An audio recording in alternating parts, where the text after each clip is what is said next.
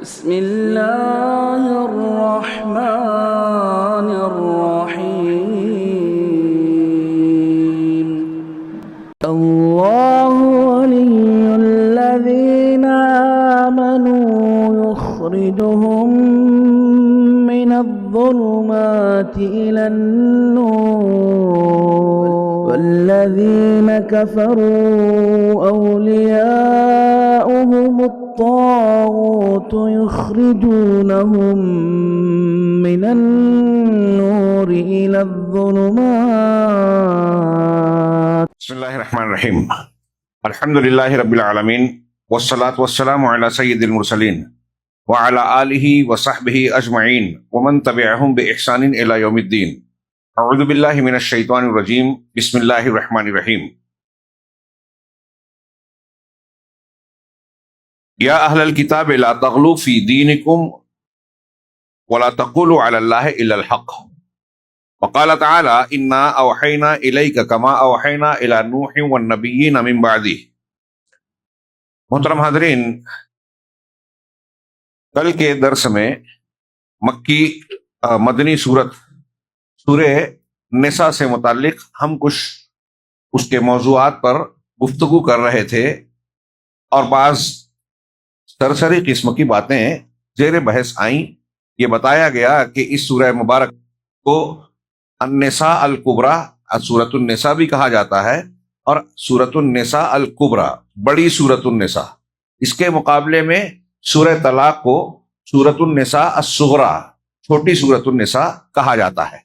اس سورے کے موضوعات سے متعلق کل کچھ باتیں ہوئی اور یہ بتایا گیا کہ اس کا بنیادی اور مرکزی محوری مضمون عدل و انصاف، رحمت و مہربانی ہے، ظلم سے ممانعت ہے.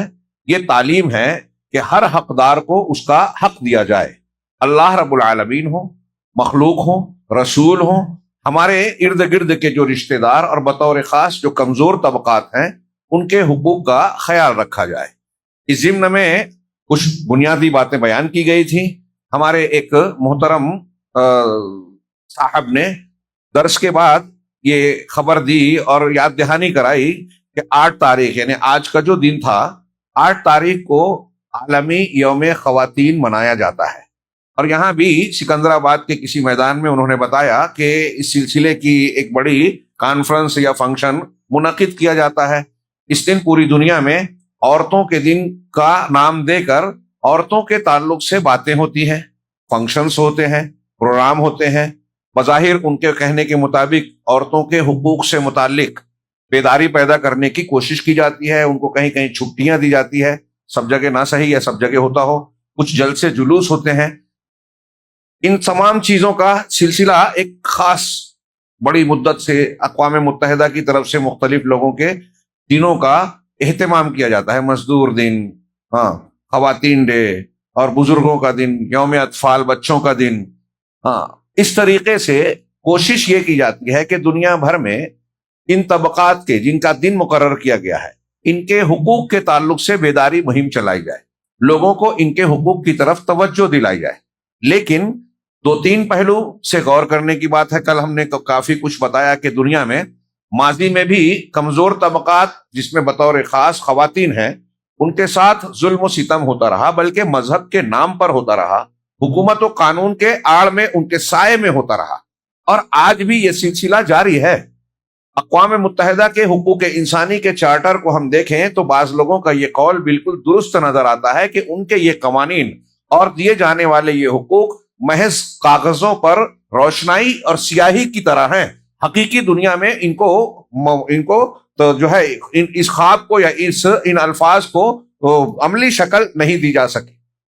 نبی کریم صلی اللہ علیہ وسلم نے حجۃ الوداع کے موقع پر جو خطبہ دیا اس میں جو حقوق بتائے، اللہ کا حقوق، مسلمانوں کے آپسی جان مال عزت و آبری کے تحفظ کے حقوق، پھر سودی یعنی مالی ظلم سے رکاوٹ کی تعلیم دی گئی، اور عورتوں کے ساتھ کمزوروں کے ساتھ حسن سلوک کی تعلیم. اللہ کے نبی صلی اللہ علیہ وسلم کے وہ الفاظ جو حجۃ الوداع کے موقع پر آپ نے فرمائے تھے، اس کے پیچھے اس کے ساتھ آپ کی تربیت بھی تھی اور آپ کی تعلیم کے ساتھ آپ کی پریکٹیکل لائف جو ہے عملی زندگی ایک نمونے کے طور پر تھی، صرف انفرادی طور پر نہیں، خاندانی اعتبار سے، سماجی اعتبار سے آپ نے پوری ایک تصویر پیش کی دنیا کے سامنے کہ دیکھیے یہ جو الفاظ ہم بیان کر رہے ہیں یا قرآن میں جو حقوق بیان کیے گئے ہیں، ظلم سے روکا گیا ہے، اس کی حقیقی تصویر یہ دیکھی جا سکتی ہے۔ دنیا میں آج تک کتنی بھی مہذبی تہذیب و تمدن کے بلندی کا لوگ دعویٰ کریں، چمک دمک کا، حقوق انسانی کے اونچے ہونے کا بلند بانگ دعویٰ کریں، لیکن عورتوں کو ویسا حق یا سماج کو ویسا امن اور سکون لوگ دے ہی نہیں سکے جیسا کہ جناب محمد رسول اللہ صلی اللہ علیہ وسلم کی تربیت اور قرآن کے اصول و ضوابط کے تحت سماج اور معاشرے کی تشکیل کی گئی تھی۔ یہ کوئی معمولی بات نہیں ہے۔ ان یوم خواتین کے منانے کے وقت ہم یہ سوالات بہت سارے اٹھتے ہیں کہ اس ایام کے منانے کے بعد سوالات اٹھتے ہیں کہ کیا آپ جن حقوق کی باتیں کر رہے ہیں ان حقوق کا کچھ پرسنٹ ان دنوں کے منانے کے بعد بہتر ہوتا نظر آتا ہے کہ ان کا احترام بڑھ گیا ہو، ان کی عزت بڑھ گئی ہو، ان پر ظلم و ستم کے جو سلسلے چل رہے ہیں وہ ختم ہو گیا ہو، اور ان کے وہ حقوق جو انہیں ملنا چاہیے فطری طور سے اس کا کچھ حصہ پہلے کے مقابلے میں بڑھ گیا ہو؟ بلکہ ہم تو دیکھ رہے ہیں کہ ہر گزرتا دن عورتوں کے استحصال اور ان پر ظلم و زیادتی کے ساتھ بڑھتا جا رہا ہے، صرف عورتوں کے نہیں بلکہ دنیا کے تمام کمزور طبقات کے۔ آج ہمارے ہندوستان میں لوگ مسلسل یہ رونا رو رہے ہیں کہ غریب اور کمزور پہلے سے زیادہ غریب اور کمزور ہوتا جا رہا ہے۔ چند طبقہ، چند پرسنٹ، 5 سے 10% بلکہ اس سے بھی کم، وہ اس کے ہاتھ میں سارے اسباب، وسائل، دولت اور طاقت سمٹتی چلی جا رہی ہے، اور یہ چیخ چلاہٹ مچی ہوئی ہے میڈیا میں کئی مقامات پر، لیکن اس کا کوئی اثر ہوتا نظر نہیں آتا۔ اس میں ظلم کی اس چکی میں پیسنے والے عام لوگ بھی ہیں، مرد بھی ہیں، ان کے ماتحت خواتین بھی ہیں، اور پھر ان خواتین کے ساتھ کیا کچھ ہو رہا ہے۔ کل کے درس میں کچھ باتوں کا تھوڑا سا تذکرہ آیا کہ ان کو خریدا بیچا جا رہا ہے۔ پہلے شخصیت کو بیچا خریدا جاتا تھا، آج اس کی حکمت عملی بدل گئی ہے۔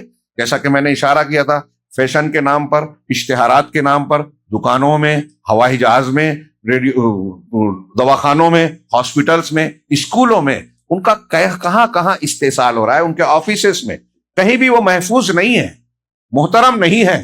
بظاہر آزادی کی بات کی جاتی ہے لیکن ان کے ساتھ آوارگی اختیار کی جاتی ہے۔ ان کے ساتھ میں جب وہ ایک مرد تعلق قائم کرتا ہے، بچے کی ولادت ہوتی ہے تو یہ اپنا راستہ ناپ لیتا ہے، ذمہ داری سے پلہ جھاڑ لیتا ہے، جبکہ شادی شدہ زندگی میں ایک دوسرے کی ذمہ داری نبھائی جاتی ہے۔ شادی شدہ زندگی میں ایک دوسرے کے لیے قربانی کے اور ایک دوسرے کے لیے حقوق کی ادائیگی کے جذبات ہوتے ہیں، اور یہ ایک طریقے سے دنیاوی قانون اور شرعی قانون کے اعتبار سے فرض ہوتا ہے۔ لیکن جب شادی ہی نہیں ہوئی اور سارا معاملہ رشتہ بھی لین دین کی بنیاد پر ہو گیا، کچھ پیسہ، کچھ معاوضہ دیا جائے، آپ کی پسند اور میری پسند ہے، آزادی کے نام پر چھوٹ دے دی جائے کہ یہ ان کا اپنا حق ہے۔ کیسے ان کا اپنا ذاتی حق ہے؟ اگر کوئی عورت یہ کہتی ہے، جو آج سکھایا جاتا ہے کہ اپنے بدن کو برہنہ کر دے اور وہ کہے کہ میرا جسم ہے، میں چاہوں تو نمائش کروں، یہ میرا معاملہ ہے، میری آزادی ہے، لیکن جب کوئی بگڑا ہوا نوجوان اس کی اس آزادی کا استعمال کر کے اپنی چاہت کو اس پر نافذ کرتا ہے تو وہاں وہ محسوس کرتی ہے کہ مجھ پر ظلم ہوتا ہے۔ اور یہ ہو رہا ہے۔ یہ صرف اتنا ہی نہیں ہے، یہ اس کا اکیلے کا معاملہ بھی نہیں ہے، جیسا کہ بولا جاتا ہے کہ میں آزاد ہوں، میں جو چاہوں کروں۔ آپ کی اس حرکت سے یا آپ کسی کی کسی حرکت سے اگر سماج پر کوئی منفی اثرات پڑتا ہے، کوئی منفی اثر پڑتا ہے، نیگیٹو اثر پڑتا ہے، تو یہ صرف اس کا اکیلے کا معاملہ نہیں ہے، بلکہ پورے سماج کی اصلاح اور بگاڑ اس سے جڑا ہوا ہے۔ یہ یوم خواتین کو منانے والے ظاہری طور سے شوبازی کرتے ہیں، دکھاوا کرتے ہیں، ڈرامہ اور ڈھکوسلا کرتے ہیں، بزرگوں کا دن، بچوں کا دن، خواتین کا دن، لیکن یہ پوری دنیا اپنی تمام تر تہذیب و تمدن کے دعووں کے ساتھ ان کمزور طبقات کے حقوق کو فراہم کرنے میں قاصر رہی ہے، اور جس کو یہ اعتراض کا نشانہ بناتے ہیں کہ اسلام میں ظلم و زیادتی ہوتی ہے یا یہاں کے خاندانی نظام یا عورتوں کے حقوق کے سلسلے میں کاٹ کسر کی گئی ہے، اگر غور سے دیکھیں تو خود عورتوں کو اور دنیا کے انصاف پسند غیر مسلموں کو بھی اس بات کا اعتراف ہے کہ دنیا میں کوئی مذہب، کوئی دین اگر عورتوں کو سب سے زیادہ حق دیتا ہے، سب سے زیادہ ان کا اونچا مقام متعین کرتا ہے تو وہ اسلام ہے۔ ماں کی حیثیت سے، باپ سے زیادہ بعض حیثیت سے اس کا درجہ بڑا ہے۔ اللہ کے رسول صلی اللہ علیہ وسلم کی وہ حدیث آپ جانتے ہیں، صحابی نے پوچھا کہ میرے حسن سلوک کا حقدار کون ہے؟ کہا تیری ماں، کہا پھر تیری ماں، کہا پھر تیری ماں، پھر تیرا باپ۔ یہاں کوئی نہیں کہتا کہ دیکھو اللہ تعالیٰ نے یا شریعت اسلامیہ نے عورت کا درجہ آدمی سے بڑھا دیا. ہاں 100 درجہ اس میں کہا جائے حسن سلوک کا تو 75% جو ہے عورت کے حق میں، ماں کے حق میں آ رہا ہے. ایسے ہی ہر مرحلے میں اس کے تقدس اور اس کے حقوق کا سختی سے جو ہے نفاذ کیا گیا ہے اسلام میں، یا حکم دیا گیا ہے. اور اللہ تبارک و تعالیٰ نے اس پوری سورہ نساء میں، نساء کبریٰ اور دوسری صورتوں میں بھی، جیسے کہ سورہ طلاق میں اور دوسرے مقامات پر ان کے حقوق کو بیان کیا. کل ایک دو نقطہ بیان کیا تھا. نمبر 3 پر تھا کہ العنایۃ بالارحام. اس سورہ مبارکہ کا ایک موضوع ہے کہ رشتہ داریوں پر توجہ دی جائے، وبالیتامى اور یتیموں پر، والقیام علی حقوقہم اور ان کے حقوق کو انجام دینا، پورا کرنا، والتحذیر والوعید الشدید لمن تساہل فی هذه الحقوق اور اس شخص کے لیے بہت سخت وعید اور دھمکی، ڈراوا ان آیتوں میں سورہ نساء کی، جو ان حقوق کی ادائیگی میں تساہل کرتا ہے. صرف یوم خواتین، یوم اطفال، یوم یتیم اگر منا لیا جائے تو ان عورتوں کو حقوق اور عزت نہیں مل پاتے جب تک کہ مضبوط قانون نہ بنے. اور قانون بھی بن جانا کافی نہیں ہے، بہت سے قوانین اچھے اچھے بنے ہوئے ہیں، لیکن جیسا کہ میں نے کہا کہ وہ صرف روشنائی ہے کاغذ پر، پریکٹیکل لائف میں اس کا پتہ نہیں ہے. آج کتنی باتیں ہوتی ہیں لیکن دنیا میں کتنے قتل ہو رہے ہیں. ایک ایک ملک کی آپ اگر رپورٹ نکالے، سروے رپورٹ، امریکہ میں، برطانیہ میں، آسٹریلیا کے کسی ملک میں، آسٹریلیا کے کسی حصے میں، اور دیگر یورپی ممالک میں، ہندوستان میں، ایک ایک منٹ پر کتنے کتنے زنا ہوتے ہیں.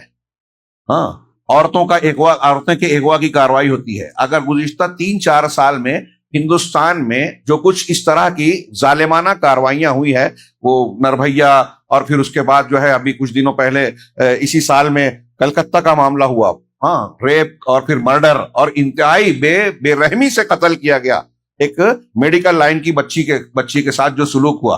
اور پھر اس کے بعد ہمارے مہاراشٹر میں جو ہے وہ بدلا پور کا واقعہ ایک تحریک کی شکل میں، اور پورے ہندوستان میں اس کی چرچا ہوئی. اس طرح کے واقعات روز ہوتے ہیں، دن بدن ہوتے ہیں، چیخ چلاٹ پکار ہوتی ہے. وہ کشمیر کی ایک کمسن بچی کے ساتھ انتہائی درندگی کا معاملہ ہوا تھا، جس میں نہ صرف مسلمان بلکہ غیر مسلم دنیا بھی چیخ چلا اٹھی تھی.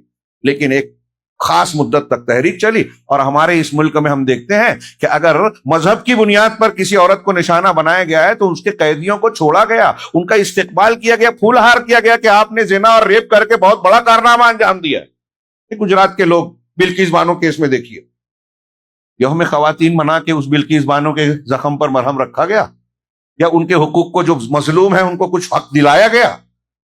یہ ڈھک حوصلہ، دکھاوا کہ ہم خواتین کے حقوق کی بات کر رہے ہیں. یہ قرآن دیکھیے کہتا ہے کہ جو لوگ یتیم کے مال کو ظلمن کھاتے ہیں اپنے پیٹ میں آگ بھرتے ہیں. قرآن نے کہا اس سورت میں یا سورہ بقرہ میں، تو غور کرو کہ اگر تم اپنے آپ پر غور کرو، کتنا مؤثر انداز ہے قرآن کا. غور کیجئے کہ یتیموں کا خیال رکھنے کے لیے کیا کہا گیا. اپنے آپ پر غور کرو. یہاں جتنے لوگ بیٹھے ہیں کہ میرے بھی بیٹے ہیں، اگر میرا بیٹا ہے، میں بہت اچھا کاروبار کر رہا ہوں، قرآن میں سورہ بقرہ میں انفاق کے ضمن میں گزر چکا، ہاں میں بہت اچھا باغ ہے، کھیتی ہے، بہت اچھی پراپرٹی ہے، کاروبار چل رہا ہے. اچانک چھوٹے چھوٹے بچے ہیں اور آپ بوڑھے ہو چکے ہیں، اچانک آپ کا کاروبار تباہ و برباد ہو جائے، آپ کے بچوں کا کیا بنے گا؟ آپ ابھی کما رہے ہیں، اچھا سب کچھ ہے، آپ کا بچہ چھوٹی کمسینی کی عمر سے درد کے دور سے گزر رہا ہے، آپ کی وفات ہو جائے، آپ کا بچہ یتیم ہو جائے. تھوڑی دیر کے لیے جو آپ کا اپنا بچہ ہے اس کے بارے میں تصور کیجئے کہ وہ یتیم ہو گیا، اس کے ساتھ کیا ہونا چاہیے، کیسا سلوک ہونا چاہیے. اپنے بچے کے بارے میں سوچئے، اور پھر اس بچے پر غور کیجئے جو حقیقت میں یتیم ہو گیا. اللہ تعالیٰ نے اس طریقے سے جھنجھوڑا ہے. اور یہ صرف محض ایسی بات نہیں ہے کہ جس کو جذباتی کہیں، جذبات سے تعلق رکھتی ہے، لیکن ایک حقیقی تصویر کھینچتی ہے درد کی، کراہ کی اور ضرورت کی، اور انسان کو ابھارتی ہے کہ ہم اپنے بچے پر تصور کر لیں تو یتیم کے ساتھ بدسلوکی نہیں کر سکتے. اور پھر اسی لیے اللہ تعالیٰ نے اجر و ثواب بھی بتایا. رسول اللہ صلی اللہ علیہ وسلم کی حدیث پڑھیے، انا وکافل الیتیم کہاتین فی الجنہ، میں اور یتیم کی کفالت کرنے والا جنت میں اس طرح ہوگا. اس لیے صحابہ کرام اس کی فضیلتیں دیکھ کر کے یتیم کو غور سے دیکھنے، اس کے سر پر ہاتھ پھیرنے سے آپ کے دل میں مروت رحمت ڈالے گا اللہ. ان چیزوں کی وجہ سے اپنے گھر میں یتیموں کی پرورش کرتے تھے صحابہ. ہمارے دور کی طرح جو آج کل ہمارے یہاں فیشنیبل معاشرہ ہے، ایک یتیم خانہ بنا دیا، یتیموں کا خیال کرنے کا حکم ہے قرآن میں، تو ہم کبھی اس میں ایک آدھ بکرا بھیج دیے، طاقت ہے تو 100 200 400 روپیہ چندہ دے دیے، مہینے کا کچھ باندھ دیا، اور سمجھتے ہیں کہ یتیموں کی کفالت کا حق ہم نے ادا کر دیا۔ میں یہ نہیں کہتا کہ یہ کام صحیح نہیں ہے، اچھا نہیں ہے، بہت نیکی کا کام ہے، آپ 1 روپیہ بھی خرچ کریں ایسے مقامات پر بڑی فضیلت ہے، لیکن یتیموں کی کفالت آپ گھر میں لا کے، یتیم خانے میں بچے کو رکھ کے بار بار یہ احساس دلایا جاتا ہے کہ آپ یتیم ہیں۔ آپ جب اپنے گھر میں لا کے کسی یتیم بچے کو پالیں گے تو باپ کا، ماں کا، بھائی کا، بہن کا اس کو پیار ملے، اس کو سرپرستی ملے، خاندانی ہونے کا احساس ملے، یہ زیادہ اہم ہے۔ اور صحابہ کرام اپنے گھر میں یتیموں کے ان تعلیمات کا نتیجہ تھا، صرف یوم یتیم اور یوم اطفال نہیں مناتے تھے وہ لوگ، یوم خواتین نہیں مناتے تھے، لیکن وہاں کی عورتیں، اس سماج کی عورتیں، اس سماج کے یتیم بچے اصلی بچوں سے زیادہ حق پاتے تھے۔ صحابہ کرام کا عمل جا کے پڑھیے سیرت میں کہ گھر میں یتیم بچہ اگر ہے تو اپنے اصلی بچے سے زیادہ اس کا خیال رکھتے تھے۔ کیوں؟ وہ کہتے تھے کہ اللہ نے اس کے ساتھ حسن سلوک کا حکم دیا، یہ ہمارے گھر اللہ کا مہمان ہے، یہ ہماری جنت کا ذریعہ ہے۔ یہ مطلب نہیں کہ بچے اپنے بچے کے ساتھ ظلم کرتے تھے، لیکن اپنے بچے پر اسے ترجیح دیتے تھے۔ ہمارے یہاں ایک آدمی کا انتقال ہوا، یتیم بچے کے ساتھ کچھ تھوڑے دن کے لیے ہمدردی کی، اس کے بعد کہتے ہیں بڑا نالائق ہے۔ کون اس کے ساتھ حسن سلوک کرے؟ اس کی نالائقی کے باوجود آپ اس کے ساتھ حسن سلوک کریں، یہ آپ کا کام ہے۔ آپ بہت لائق ہیں تو آپ کا معاملہ کیا ہے یہ ظاہر ہونا چاہیے۔ خیر، تھوڑی سی بات تفصیل میں چلی گئی۔ یہ لوگوں کے جو ڈھکوسلے چلتے ہیں آج کی مہذب دنیا میں، دکھاوے کی بات، کہ دکھانے میں تو چمک دمک ہے، اچھا لباس ہے، لیکن جو ہے حقوق کا خیال، کمزوروں کے ساتھ ان کا معاملہ کیا ہے، یہ جب دیکھا جائے تو سارے تہذیب کے دعوے دھرے کے دھرے رہ جاتے ہیں۔ اونچے لوگوں سے تو سب اچھے سے پیش آتے ہیں، اپنے ماتحتوں سے، اپنے مزدور سے، بچوں سے، یتیموں سے، عورتوں سے جو آپ کے انڈر میں ہے، اس کے ساتھ آپ کیسے پیش آتے ہیں، یہ اصل میں آپ کا کردار کیا ہے بتاتا ہے۔ اللہ تبارک و تعالیٰ نے ان چیزوں پر کہ اگر آپ ان کمزور طبقات کے حقوق کی ادائیگی میں تساہل کیا تو شدید وعیدیں سنائی۔ ہاں، جیسا کہ میں نے ایک آیت کی طرف اشارہ کیا، اللہ نے فرمایا وَآتُوا الْيَتَامَىٰ أَمْوَالَهُمْ وَلَا تَتَبَدَّلُوا الْخَبِيثَ بِالطَّيِّبِ، کہ یتیموں کو ان کا مال دے دو، اور مال دیتے ہوئے یہ دھیان رکھو کہ طیب، پاکیزہ مال، اچھے مال کے بدلے میں خبیث کو نہ بدلو۔ کہ یتیم کو اب اس کا مال جب دینا ہے نا، کہ جب یتیم بالغ ہو جائے سوجھ بوجھ والا تو اس کا مال دے دو۔ اب ہمارے یہاں تو سگے بھائی بہنوں کا حصہ دینے کے وقت لوگ کہتے ہیں کہ ابھی اس کو دوں گا تو برباد کر دے گا، اس کا حق ہے، میں نہیں دے رہا ہوں، ایسا عام کامن ملتا ہے، وہ برباد کر دے گا۔ ارے اس کا ہے تو آپ کیوں رکھے ہو؟ کسی اور کا لے لو کہ وہ برباد کر رہا ہے، آپ کا حق ہے یہ نہیں ہے۔ ایسے ہی یتیم کا مال پر نگراں تھے آپ، اب جب وہ سوجھ بوجھ والا ہو گیا تو ایمانداری سے اس کا جو اصلی مال ہے دے دو، اس کی اچھی پراپرٹی کو لے کے اپنی خراب پراپرٹی مت دو، یہ معنی ہے اس آیت کا۔ اس کا اچھا مال لے کے اپنا برا نہ دو۔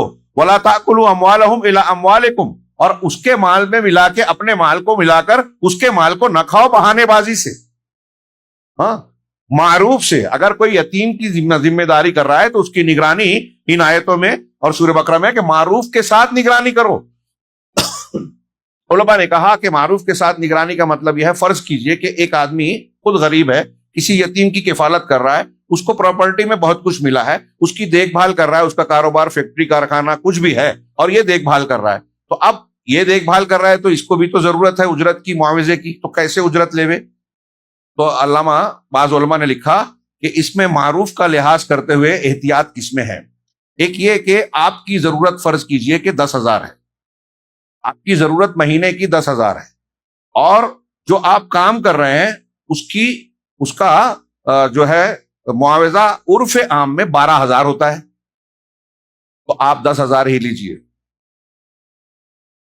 جو ضرورت ہے اتنا ہی لیجئے، اگرچہ عرف میں 12، یہ احتیاط ہے۔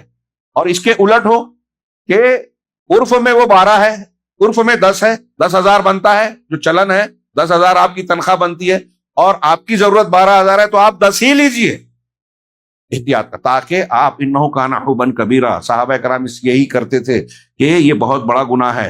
ہاں، پھر اس کے بعد وہ آیت ہے کہ اگر یتیم جو زیر کفالت ہے ان کے سلسلے میں بچیاں ہیں اور اس میں آپ کو ڈر ہے کہ آپ انصاف نہیں کرو گے، ان کا حق نہیں دے پاؤ گے، تو دوسری عورتوں سے شادی کرو، ان بچیوں سے نہیں۔ اور 2 ہو 3 ہو 4 ہو. اس پر کل کے درس میں گفتگو ہوئی. اسی طرح اللہ تبارک و تعالیٰ نے ایک جگہ فرمایا آیت نمبر 34-35 میں الرجال قوامون علی النساء، کہ مرد جو ہیں عورتوں پر قوام ہیں، حاکم ہیں، کفیل ہیں، قیم ہیں، ذمہ دار، سرپرست ہیں.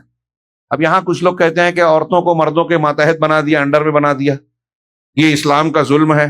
تو کون سا ایسا مذہب ہے، کون سا ایسا سماج اور معاشرہ ہے جہاں عورتوں اور مردوں کو گھر میں یا کسی بھی یونٹ میں عورتوں مردوں یا سب کو بولا جاتا ہے برابر ہے؟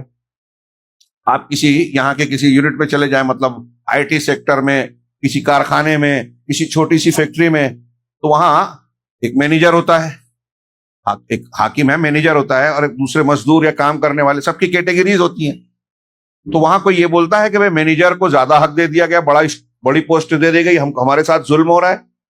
کوئی بھی یونٹ ہو، کام اور نظام چلانے کے لیے ایک حاکم بنایا جاتا ہے. پورے ملک میں ایک حاکم ہے. صدر جمہوریہ کے جو حقوق ہیں سب کو حاصل نہیں ہے، وزیر اعظم کو جو اختیارات ہیں سب کو حاصل نہیں ہے.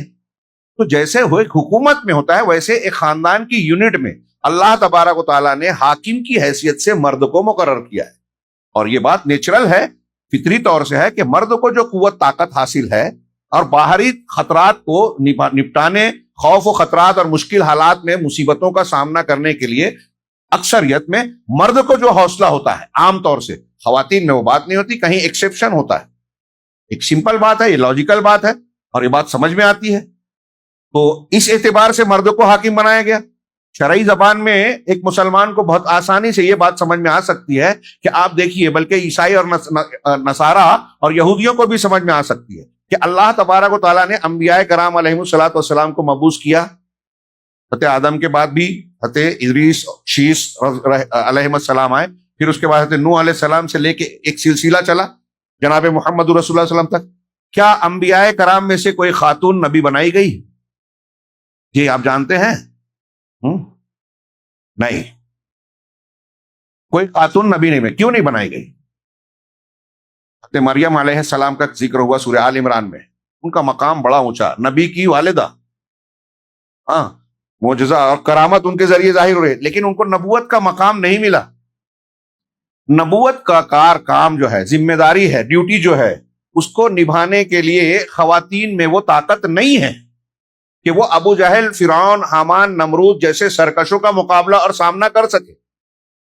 اور ان کی فطری نزاکت کا لحاظ کرتے ہوئے اللہ تبارک و تعالیٰ نے ان کو حقوق بھی دیے، سارے عزت اور وقار بھی دیا، لیکن ان کے فطری دائروں کا لحاظ کر کے. یہ کوئی ظلم نہیں ہے.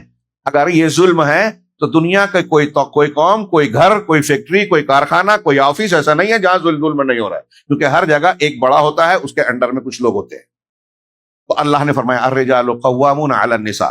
کیوں اللہ نے قوام بنایا؟ اس کی 2 وجہ بھی اس آیت میں بتا دی، اور ہم اور بھی غور کر سکتے ہیں. بما فضل اللہ بعضهم علی بعض، اس وجہ سے کہ اللہ نے بعض کو بعض پر فضیلت بخشی. یہ دنیا کا ایک نظام ہے، اللہ نے سسٹم مقرر کیا. کئی اعتبار سے کوئی اونچا کوئی نیچا ہوتا ہے. ہم نماز پڑھتے ہیں تو ایک امام بناتے ہیں، وہ امام ہے ہمارا. ایک قرآن کے حافظ ہے، اس کو اس قرآن کے حفظ کی وجہ سے ہم پر تقدم حاصل ہے، تو ہمارے امامت کے لائق ہے وہ.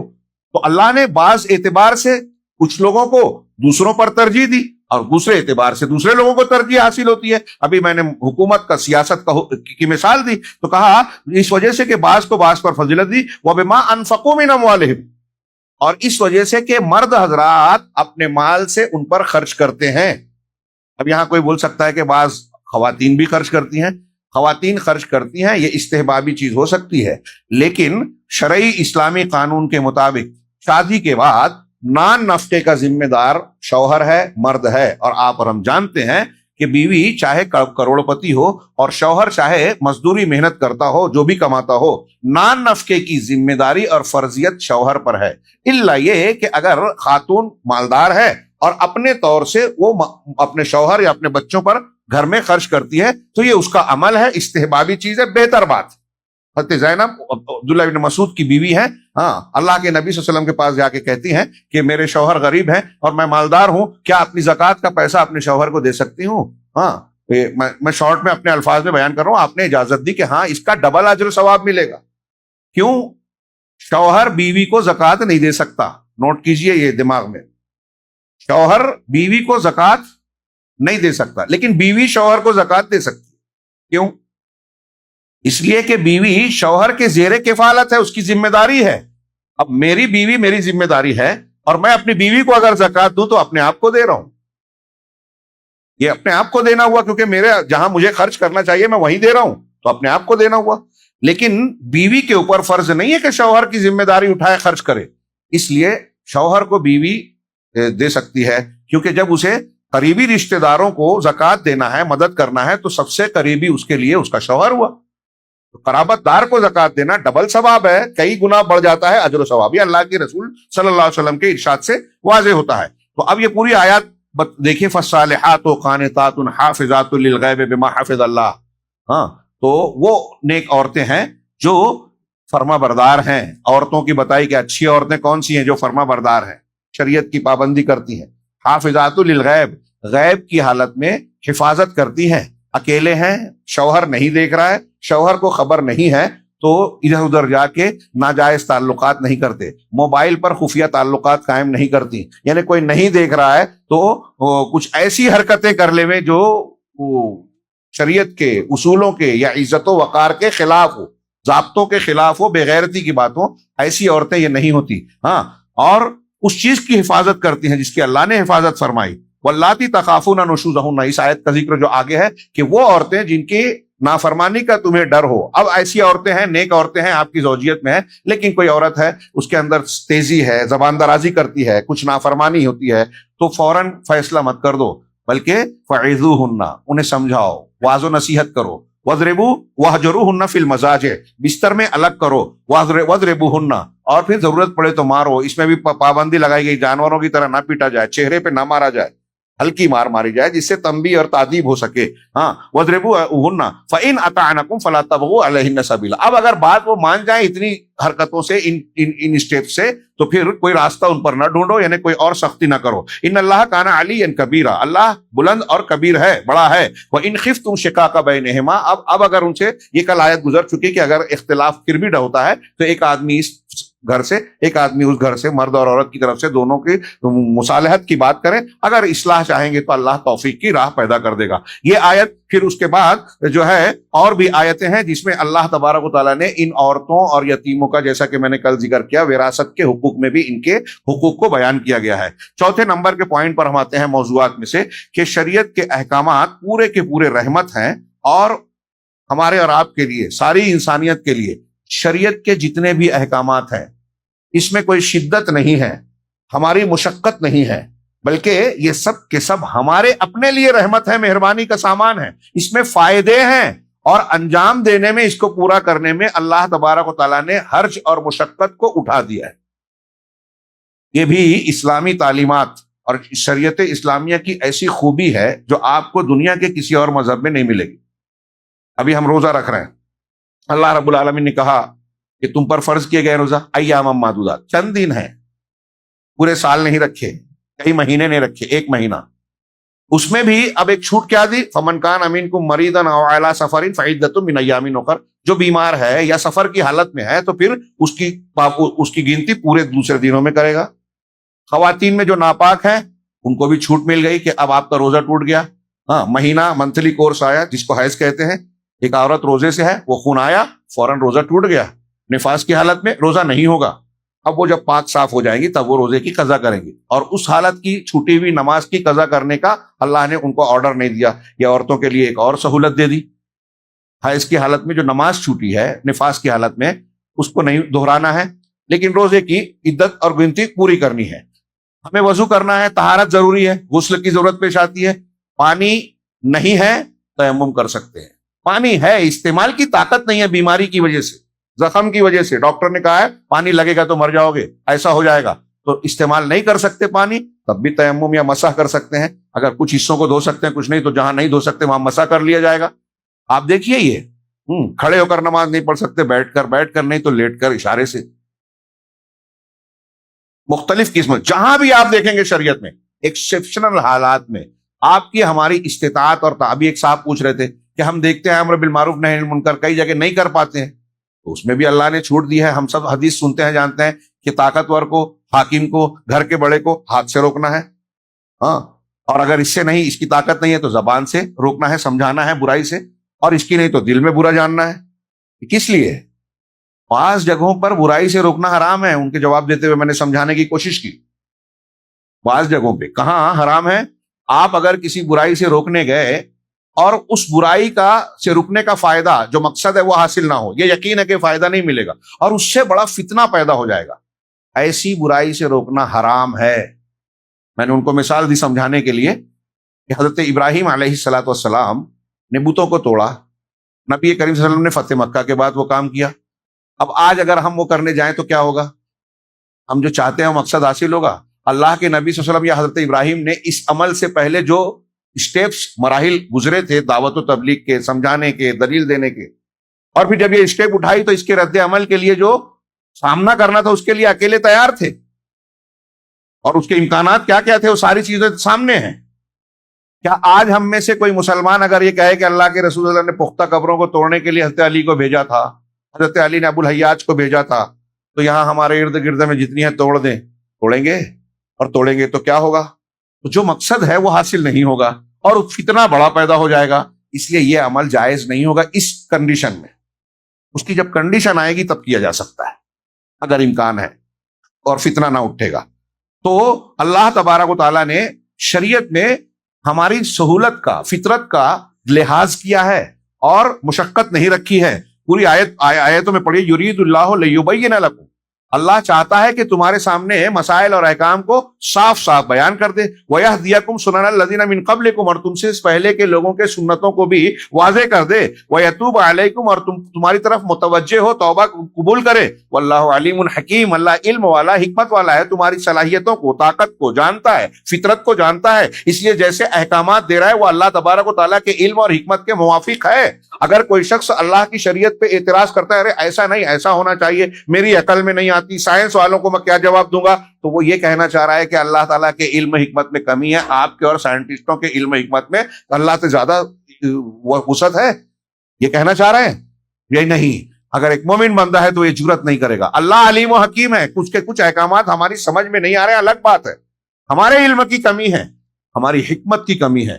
ہاں, اللہ نے کہا واللہ یرید ان یتوب علیکم ویریدون الذین یتبعون الشہوات ان تمیلوا میلا عظیما. اللہ تبارک و تعالیٰ چاہتا ہے کہ تمہاری توبہ قبول کرے, تمہاری طرف توجہ دے, لیکن جو لوگ شہوتوں کی اتباع کرنا چاہتے ہیں, جو شریعت پر اعتراض کرتے ہیں نا, وہ خواہشات نفس کی اتباع کرنا چاہتے ہیں. وہ یہ چاہتے ہیں کہ تم پوری طریقے سے مائل ہو جاؤ, منحرف ہو جاؤ, ہاں, اور میلا عظیما, بڑی شکل میں آپ منحرف ہو جاؤ, دین سے پھر جاؤ. ہاں, یرید اللہ ان یخفف عنکم, یہ آخری جملہ اگلی آیت کا جو ہے ملاحظہ کریں. اللہ چاہتا ہے کہ تم پر تخفیف کرے, تمہارے ساتھ نرمی کرے, ہلکا تم کو کر دے.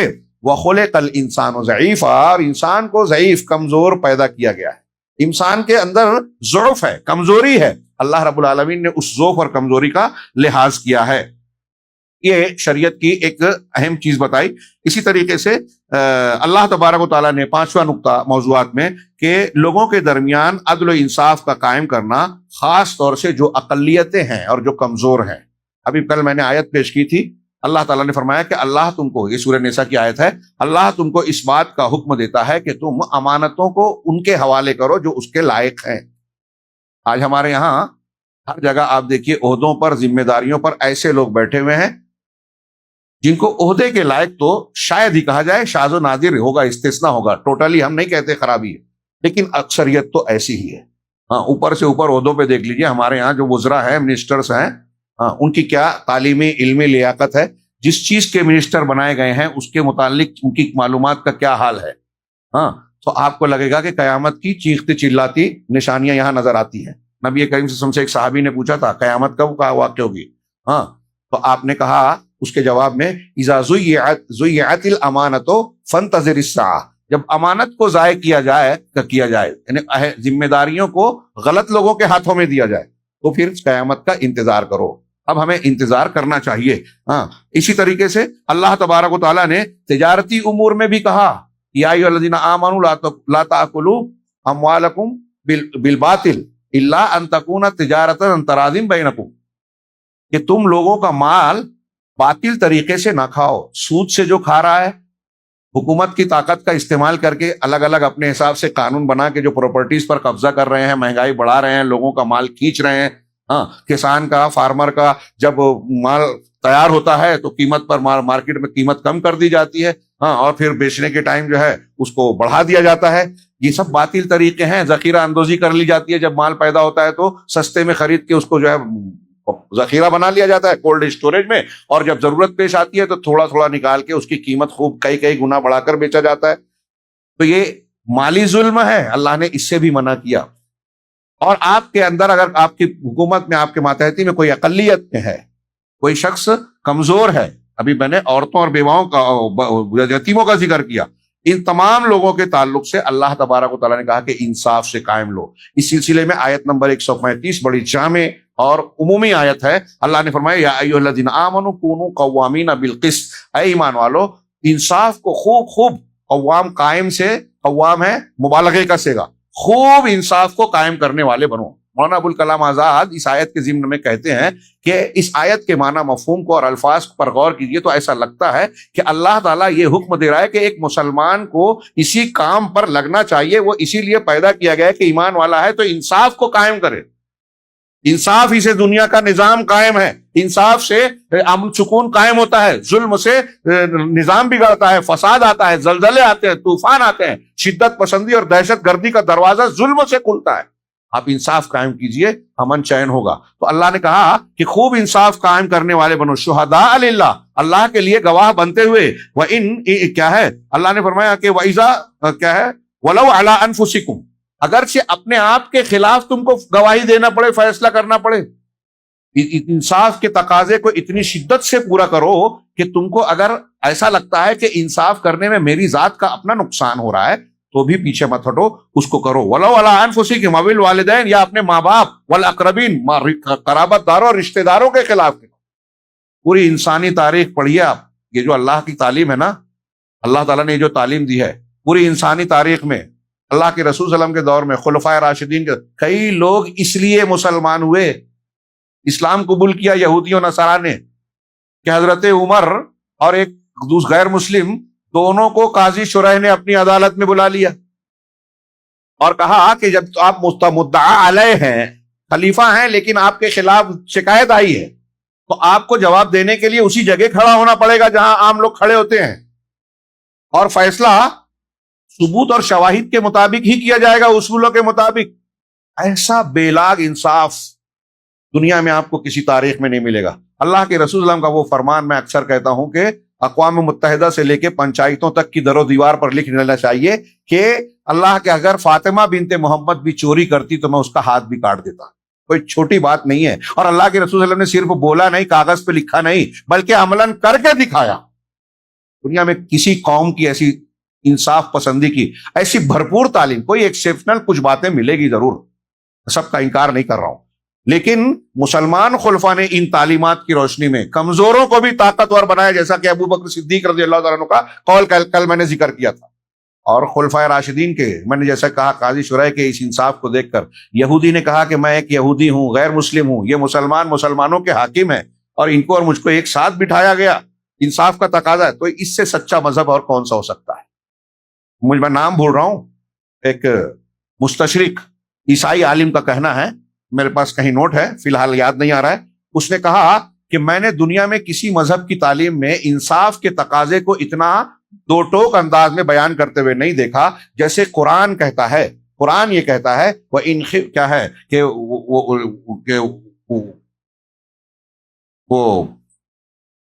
وَلَا يَجْرِمَنَّكُمْ شَنَآنُ قَوْمٍ عَلَىٰ أَلَّا تَعْدِلُوا، کسی قوم کی دشمنی تم کو اس بات پر نہ ابھارے کہ تم انصاف نہ کرو. اگر کسی سے آپ سے مجھے دشمنی ہے تو اس دشمنی کی وجہ سے میں آپ پر ظلم کروں. اللہ کہہ رہا ہے کہ نہیں، دشمنی کی وجہ سے انصاف کا دامن ہاتھ سے نہ چھوٹے. اعدلوا، ہاں انصاف کرو، انصاف تقوی کے زیادہ قریب ہے. تو اس غیر مسلم نے کہا کہ ایسی بے لاگ انصاف کی تعلیم کہ اپنے دشمن کے خلاف بھی ظلم کی کاروائی نہ کرو، کسی اور مذہب میں نہیں ملتی جیسے قرآن نے دی ہے. اور قرآن کی اس تعلیم اور اس پر عمل کرنے کی وجہ سے غیر مسلم دنیا کے بہت بڑے لوگ متاثر ہو کے اسلام میں داخل ہوئے۔ یہ الگ بات ہے کہ پروپیگنڈا کیا جاتا ہے کہ زور زبردستی سے ایک مسلمان کسی کو کلمہ پڑھواتا بھی نہیں، چاہے ہجومی تشدد میں۔ ہمارے ہاں غیر مسلم لوگ کچھ مسلمانوں کو پکڑ کے کہتے ہیں جے رام جی کی بولو، یہ بولو، وہ بولو۔ مجھے بہت حیرت ہوتی ہے، اگر زبردستی آپ نے بلوا بھی لیا تو کون سا تیر مار لیا؟ ہم تو یہی کہتے ہیں کہ ایک مسلمان اگر کسی مسلمان کو زبردستی تلوار کے زور پہ بول بھی دے کہ لا الہ الا اللہ کا کلمہ پڑھ لے اور اس نے پڑھ بھی لیا تو کوئی فائدہ نہیں ہے، کوئی نیکی نہیں ہے اور کوئی فائدہ بھی نہیں ہے، کوئی تیر بھی نہیں مارا آپ۔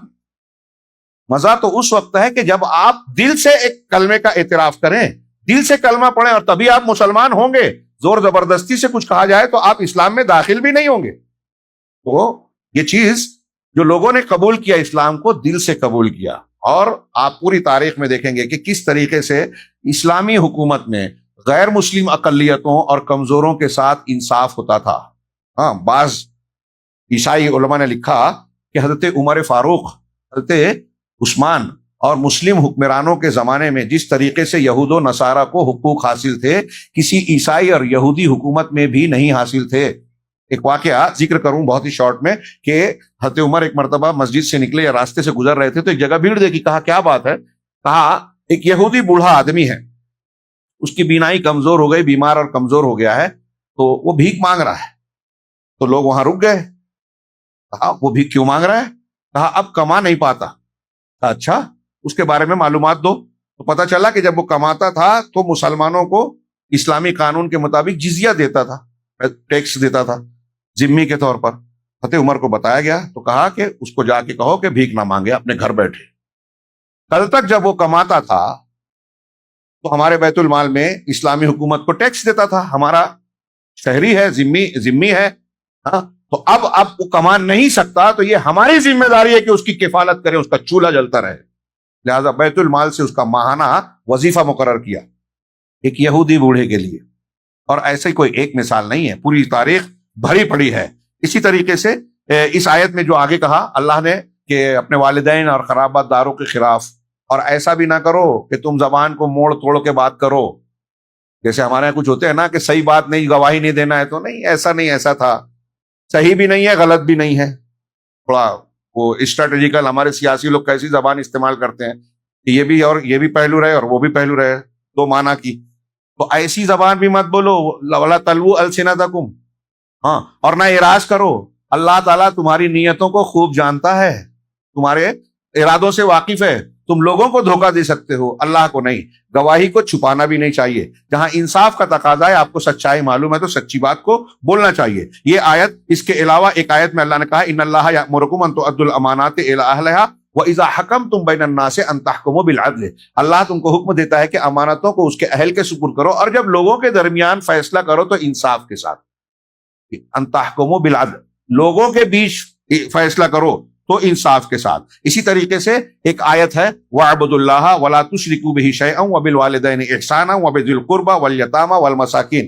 یہ سورہ نساء کی یہ آیت جو ہے، میں نے پچھلی آیت کو اشارہ کر کے چھوڑ دیا، یہ اس آیت کو آیت الحقوق العشرہ کہا جاتا ہے، 10 حقوق والی آیت۔ سب سے پہلا حق اللہ کا ہے کہ اللہ کے ساتھ شرک نہ کرو، اس کی عبادت کرو، کچھ بھی شرک نہ کرو۔ دوسرا حق والدین کا بتایا کہ والدین کے ساتھ حسن سلوک کرو۔ اس کے بعد قرابت دار جو آپ کے رشتہ دار ہیں ان کا حق ہے، پھر اس کے بعد یتیم ہے، یتامہ، پھر مساکین ہے، پھر وہ پڑوسی والجار ذی القربہ، وہ پڑوسی جو پڑوسی ہونے کے ساتھ ساتھ آپ کا رشتہ دار بھی ہے۔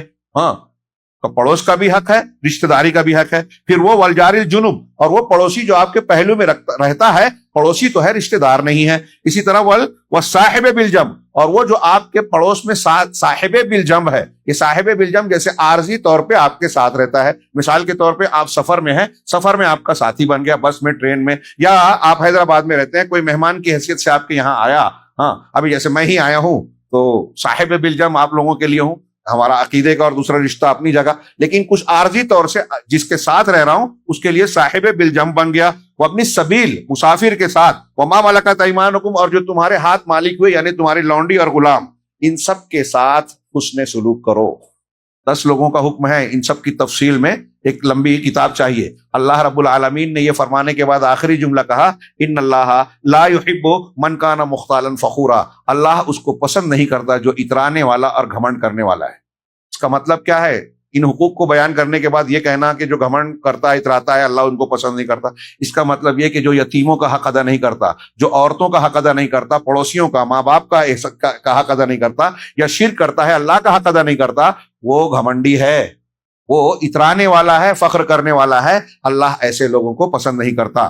اسی طریقے سے یہ چند آیتوں کو سے آگے بڑھ کے نمبر 6 پہ اس سورہ مبارکہ میں منافقین کی صفات بیان کی گئی ہے، جو مسلمانوں کے اجتماعی ڈھانچے کو توڑ دینے، کمزور کرنے، چرمرانے کے لیے کوئی موقع چھوڑتے نہیں ہیں، کوشش میں لگے رہتے ہیں، اور اس کے ارکان کو، اسلامی اجتماع، سماج، حکومت کے ارکان کو توڑ دینے، کمزور کرنے میں لگے رہتے ہیں۔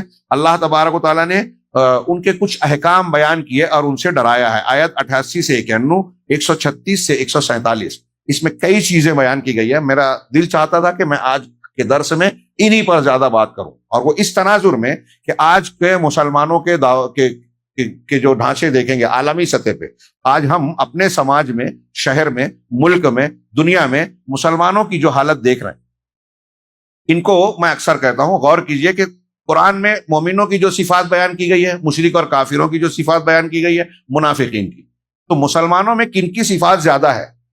میں شارٹ اختصار کے لیے صرف یہ کہوں کہ منافقین کی صفات آپ کو زیادہ ملے گی۔ ہاں، میں 1-2 آیتیں پڑھ رہا ہوں، غور کیجئے، اور یہ کوئی معمولی بات یا سرسری طور سے سن کر گزر جانے والی بات نہیں ہے، اس پر اپنا جائزہ لینا چاہیے، ارد گرد کا، اپنے گھر کا جائزہ لینا چاہیے، اپنی اصلاح کرنی چاہیے۔ اور میں حقیقت مانوں کہ بہت بڑے طبقے کو، مسلمانوں کو، اس سلسلے میں جو اللہ کے یہ فرامین بیان کیے گئے ہیں کہ منافق کیسے ہوتے ہیں، اس کو سامنے رکھ کے اپنی اصلاح کرنے کی ضرورت ہے۔ قرآن رمضان میں صرف اس طرح نہ پڑھے کہ سن لیں، پڑھ لیں، گزر گئے، بلکہ اس پر تدبر کریں، اس پر عمل کرنے کی کوشش کریں۔ چنانچہ اللہ تبارک و تعالیٰ نے اس میں منافقین کے تعلق سے بیان کیا کہ منافقین کی فکر کیا ہے۔ یہ ان سے جب کہا جاتا ہے، الم تر الی الذین یزعمون انہم آمنوا بما انزل الیک وما انزل من قبلک یریدون ان یتحاکموا الی الطاغوت، کیا آپ نے ان لوگوں کی طرف نہیں دیکھا جو یہ دعویٰ کرتے ہیں، گمان کرتے ہیں، دعویٰ کرتے ہیں، یزعمون، کہ وہ ایمان لائے اس چیز پر جو آپ پر نازل کی گئی اور اس چیز پر جو آپ سے پہلے پر۔ ایمان تو، دعویٰ تو ایمان کا کرتے ہیں، لیکن یریدون ان یتحاکموا الی الطاغوت، وہ چاہتے ہیں کہ طاغوت کے پاس اپنا فیصلہ لے جائیں، اللہ کے فیصلے کو چھوڑ کر کسی سردار کے پاس جانا چاہتے ہیں، دنیا کی عدالت۔ آج کل بھی ایسا ہوتا ہے، کچھ مسلمان سوچتے ہیں کہ اگر میں حصے بکرے کے معاملے اور کو نپٹانے کے لیے علماء کے فتوے پوچھوں گا، قرآن حدیث کی دلیل سے کروں گا، تو میرا حصہ ذرا کم اور بھائی کا مل جائے گا، ایسا تو میں گورنمنٹ کے پاس جاؤں، عدالت میں جاؤں۔ میں کرایہ دار ہوں، مالک فلاں ہے، اب میں اس کی گھر کو، اس کی دکان کو ہتھیانا چاہتا ہوں، چھوڑنا نہیں چاہتا، مالک چاہ رہا ہے کہ مجھے واپس دے دے، لیکن وہ جاتا ہے عدالت میں کہ ابھی 10 سال تو کیس چلے گا اور ہو سکتا ہے میرے حق میں فیصلہ بھی ہو جائے، اور پہلے زیادہ تر یہی ہوتا تھا، ابھی کچھ چینجنگ ہوئی ہے۔ تو جو اصل مالک ہے وہ محروم، اور جو کرایہ دار ہے وہ قبضہ کر رہا ہے۔ طاغوت کے فیصلے کی وجہ سے اللہ کا فیصلہ قبول نہیں ہے۔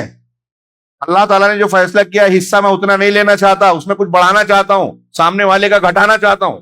پوری دنیا میں یہ، یہاں بھی دیکھ لیجئے، دینی معاملات میں بھی دیکھ لیجئے کہ آپ کا ہمارا اختلاف ہوا، آپ کہہ رہے ہیں کہ اللہ کے رسول صلی اللہ علیہ وسلم ہمیشہ 8 رکعت سے زیادہ کبھی نہیں پڑھی، لیکن آپ 20 پڑھنا چاہتے ہیں کیونکہ لوگ کہہ رہے ہیں، مسلک کہہ رہا ہے۔ اللہ تبارک و اللہ کے رسول صلی اللہ علیہ وسلم نے کہا کہ ایک مجلس میں آپ کتنی مرتبہ بھی طلاق دیں، ایک ہی پڑے گی۔ مسلک نے کہا نہیں، 3 گولی چلاؤ گے 3 لگ چلتی ہے، اس لیے عقل یہ کہتی ہے، لاجک یہ کہتی ہے، جبکہ 10 والے میں 3 ہی کہتے ہیں، وہاں لاجک نہیں چلتی، تو 3 دے دی۔ اب ایک غلط چیز کو مان لیا، جو شریعت نے 3 موقع دیا تھا، وہ موقع آپ نے ختم کیا، اب حلالہ جو حرام تھا، لعنتی کام تھا، اس کو مشروع کر دیا۔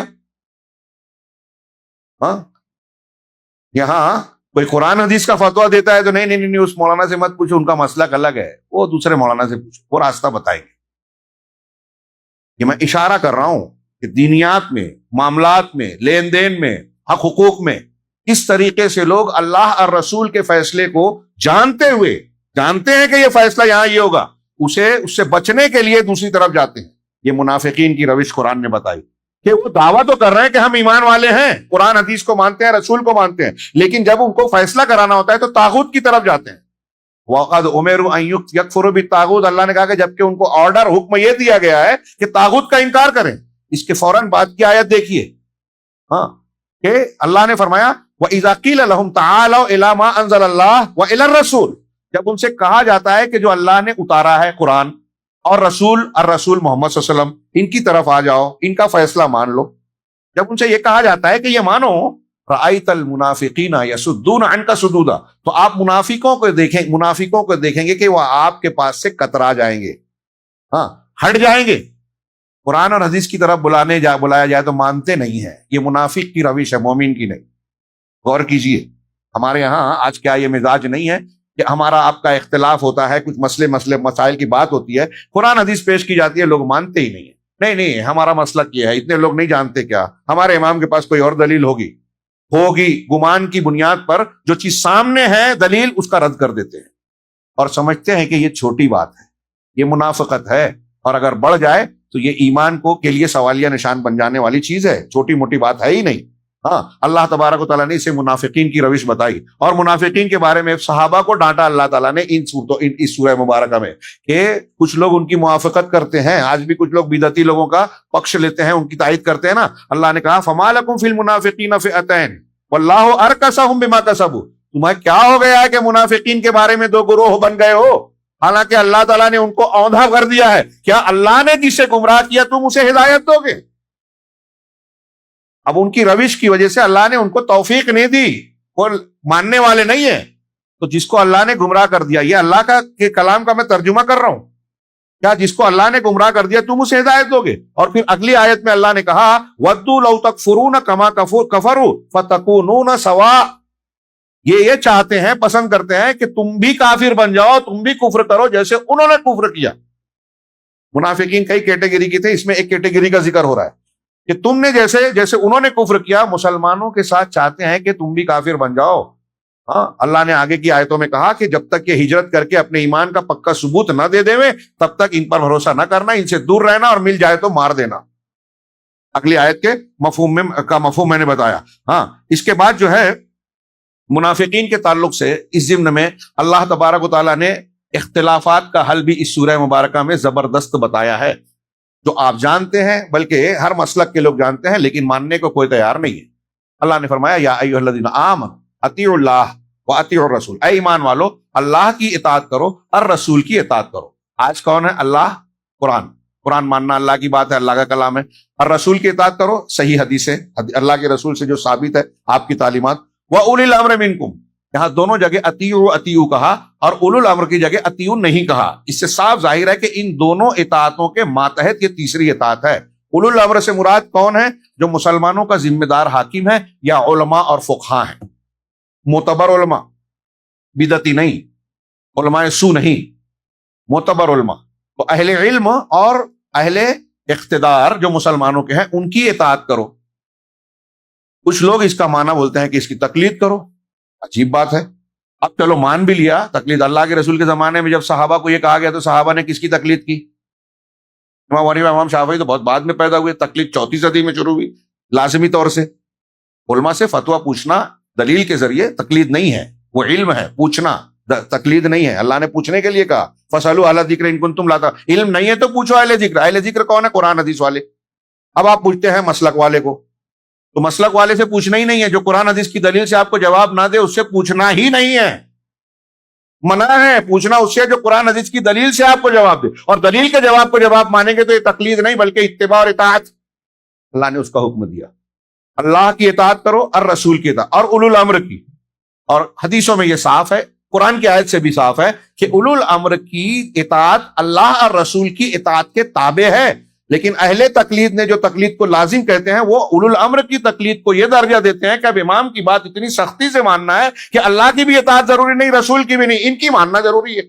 اجماع ہو گیا، قرآن کے خلاف اجماع ہو ہی نہیں سکتا.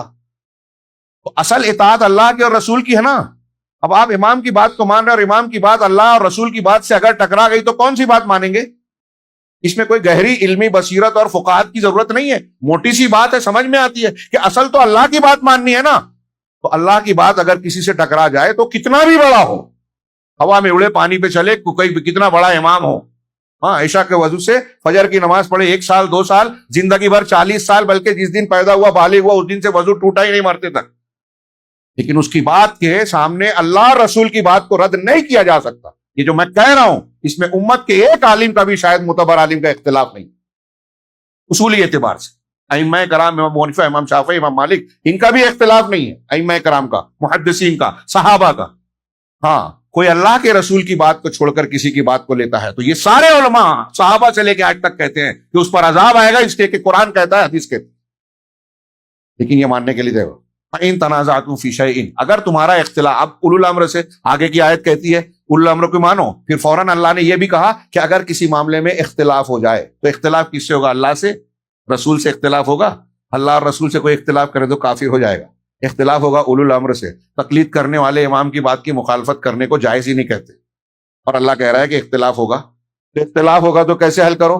فردوہ الی اللہ والرسول، اللہ اور رسول کی طرف لوٹاؤ۔ اس کا مطلب قرآن کا یہ کلمہ کہہ رہا ہے کہ ہمارے جھگڑوں کا حل قرآن حدیث میں ہے، اگر اس میں حل نہیں ہوتا تو اللہ لوٹانے کے لیے نہیں کہتا، لوٹاؤ، اس کے یعنی قرآن حدیث کی روشنی میں فیصلہ حاصل کرو۔ اور یہاں فقاہت و اجتہاد کی ضرورت پڑتی ہے کہ جو واضح مسائل نہیں ہیں اسی میں تو اختلاف ہوتا ہے، اور جب اختلاف ہو تو قرآن و حدیث میں جو واضح نہیں ہے قرآن و حدیث کی دلیلوں کی روشنی میں اس کا استنباط کیا جائے، جو اہل علم فقہا مجتہدین کریں گے، اور ان سے سمجھا جائے گا دلیلوں کی بنیاد پر، اس کو ماننا تقلید نہیں ہے، اتباع ہوگی، تحقیق کر کے معلوم کرنا ہے۔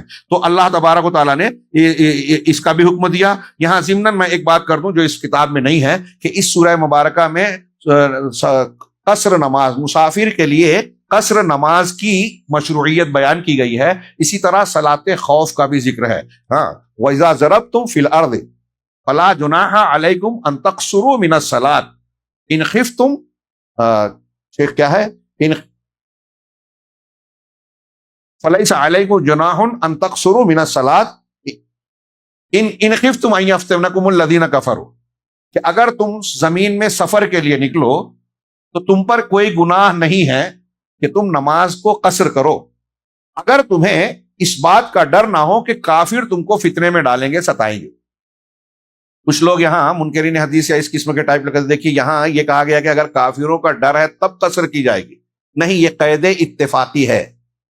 ہاں حافظ صلاح الدین نے لکھا کہ جو واقعات کی شکل میں زیادہ تر ہوتا ہے اس کو بطور قید کے ذکر کر دینے کا یہ مطلب نہیں ہے کہ وہ کنڈیشن نہیں ہو تو اب یہ اجازت نہیں ہے۔